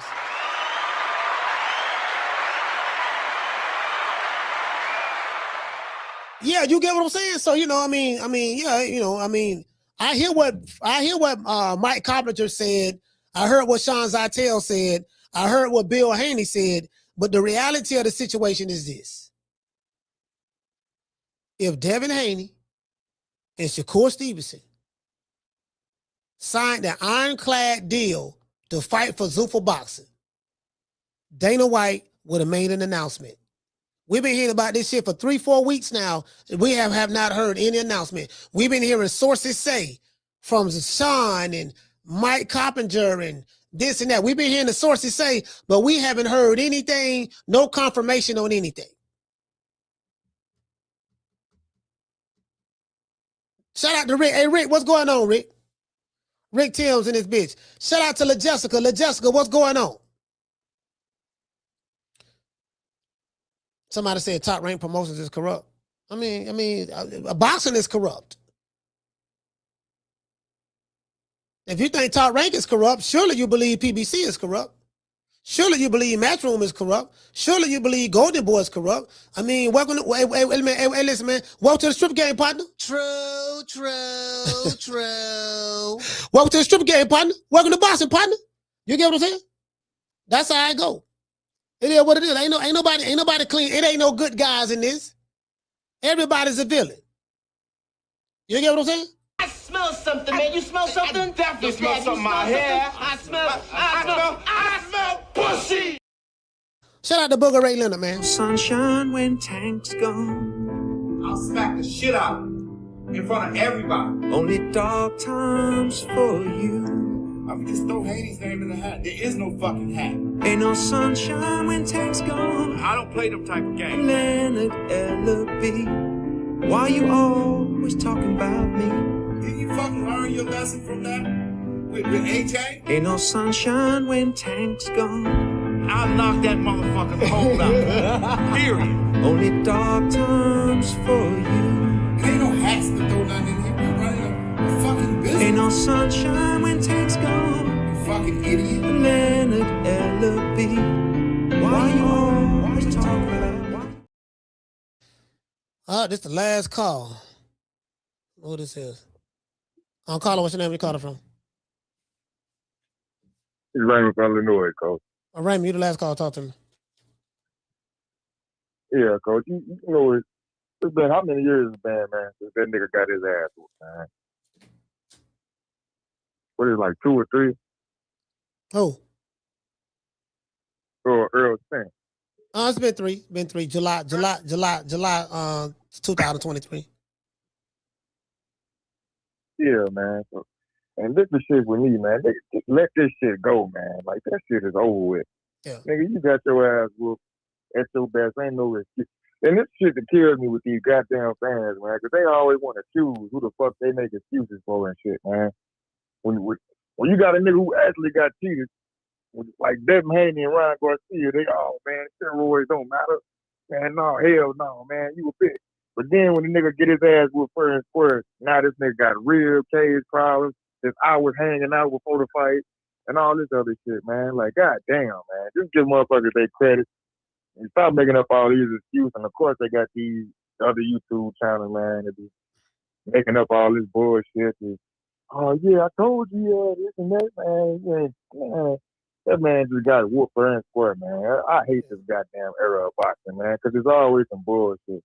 We can't never enjoy the best fighters for what they are, and we gotta celebrate all this fucking cherry picking and matchmaking bullshit, business of boxing bullshit, man. I'm tired of this shit, man. I'm gonna start watching the UFC or something, man. Hey, no, but this is not. All right, salute, fam. I'll explain it to you after. See what it is. This what it is.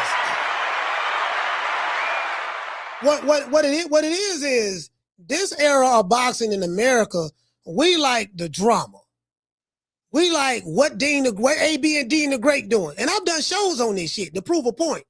Like they like the game goofy shit. One of my best shows have been when I spoke about Adrian Broner and Dean the Great. The phone was ringing off the hook that day. Phone was ringing off the hook. Every time one call went to drop, another call called in. So this era of boxing, we like the soap opera shit, the drama, the tabloid, the Housewives of Atlanta, the, basketball wives of boxing, we like that. Oh, you heard what the Dave Benny their wife said? He's still on coke. Yeah, they supposed to be getting married. She called the wedding, though. She did. Yeah, she did. Man, AB and Dean the Great, they was hunching, dog. They were hunching. Yeah, man, I don't know. I think something going on with them two. You think so? Like, hold on. Let me show y'all something. I got the receipts. I gotta show y'all this before we close out. Gotta show y'all this.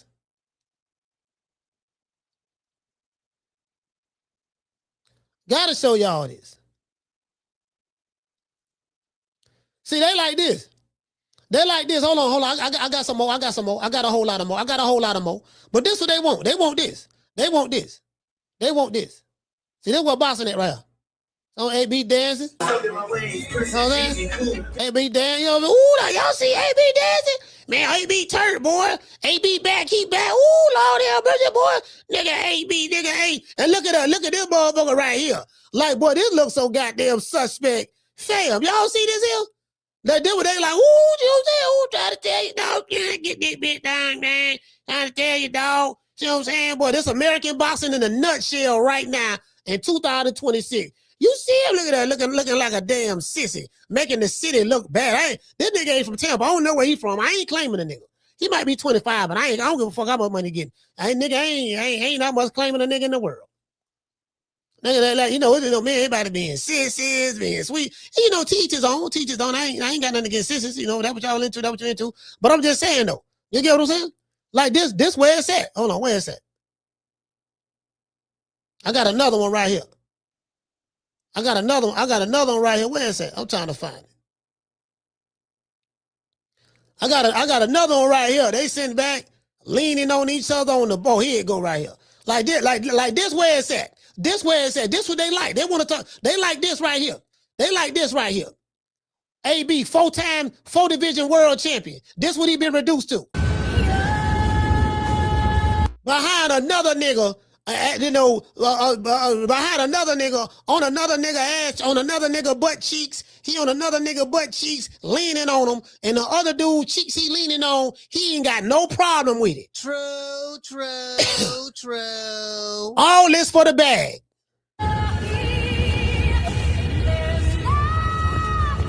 We're gay, bro. Hey, y'all, welcome to the LGBTQ. Welcome to the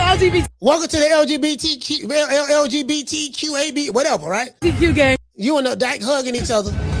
You sitting there, you get what I'm saying? Booed up. You get what I'm saying? Like, this where it's at. This what they want.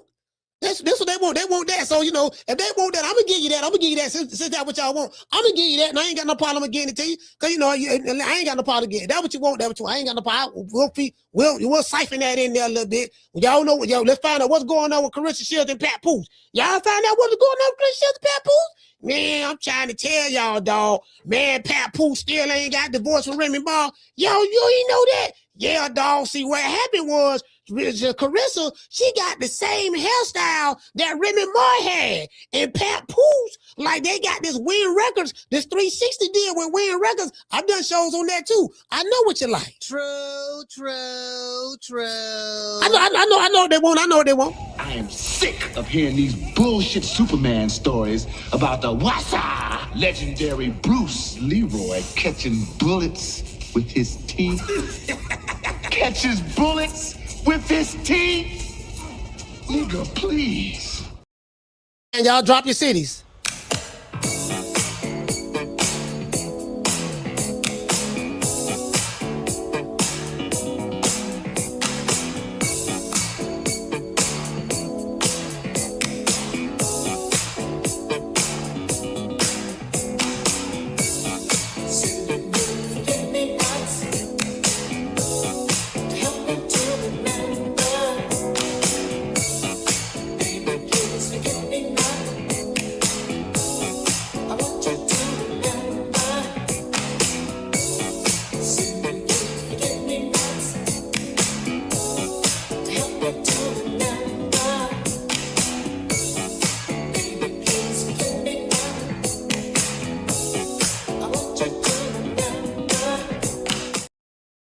What we got? Shout out to Phoenix, Arizona. Hey, okay. Shout out to New York. Hey, okay. We got New York, Phoenix, Arizona. What else we got? What other city we got?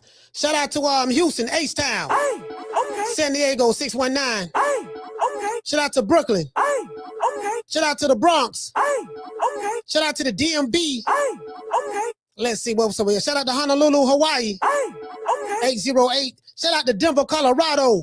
/ Omaha, Nebraska. Hey, okay. Omaha, Nebraska.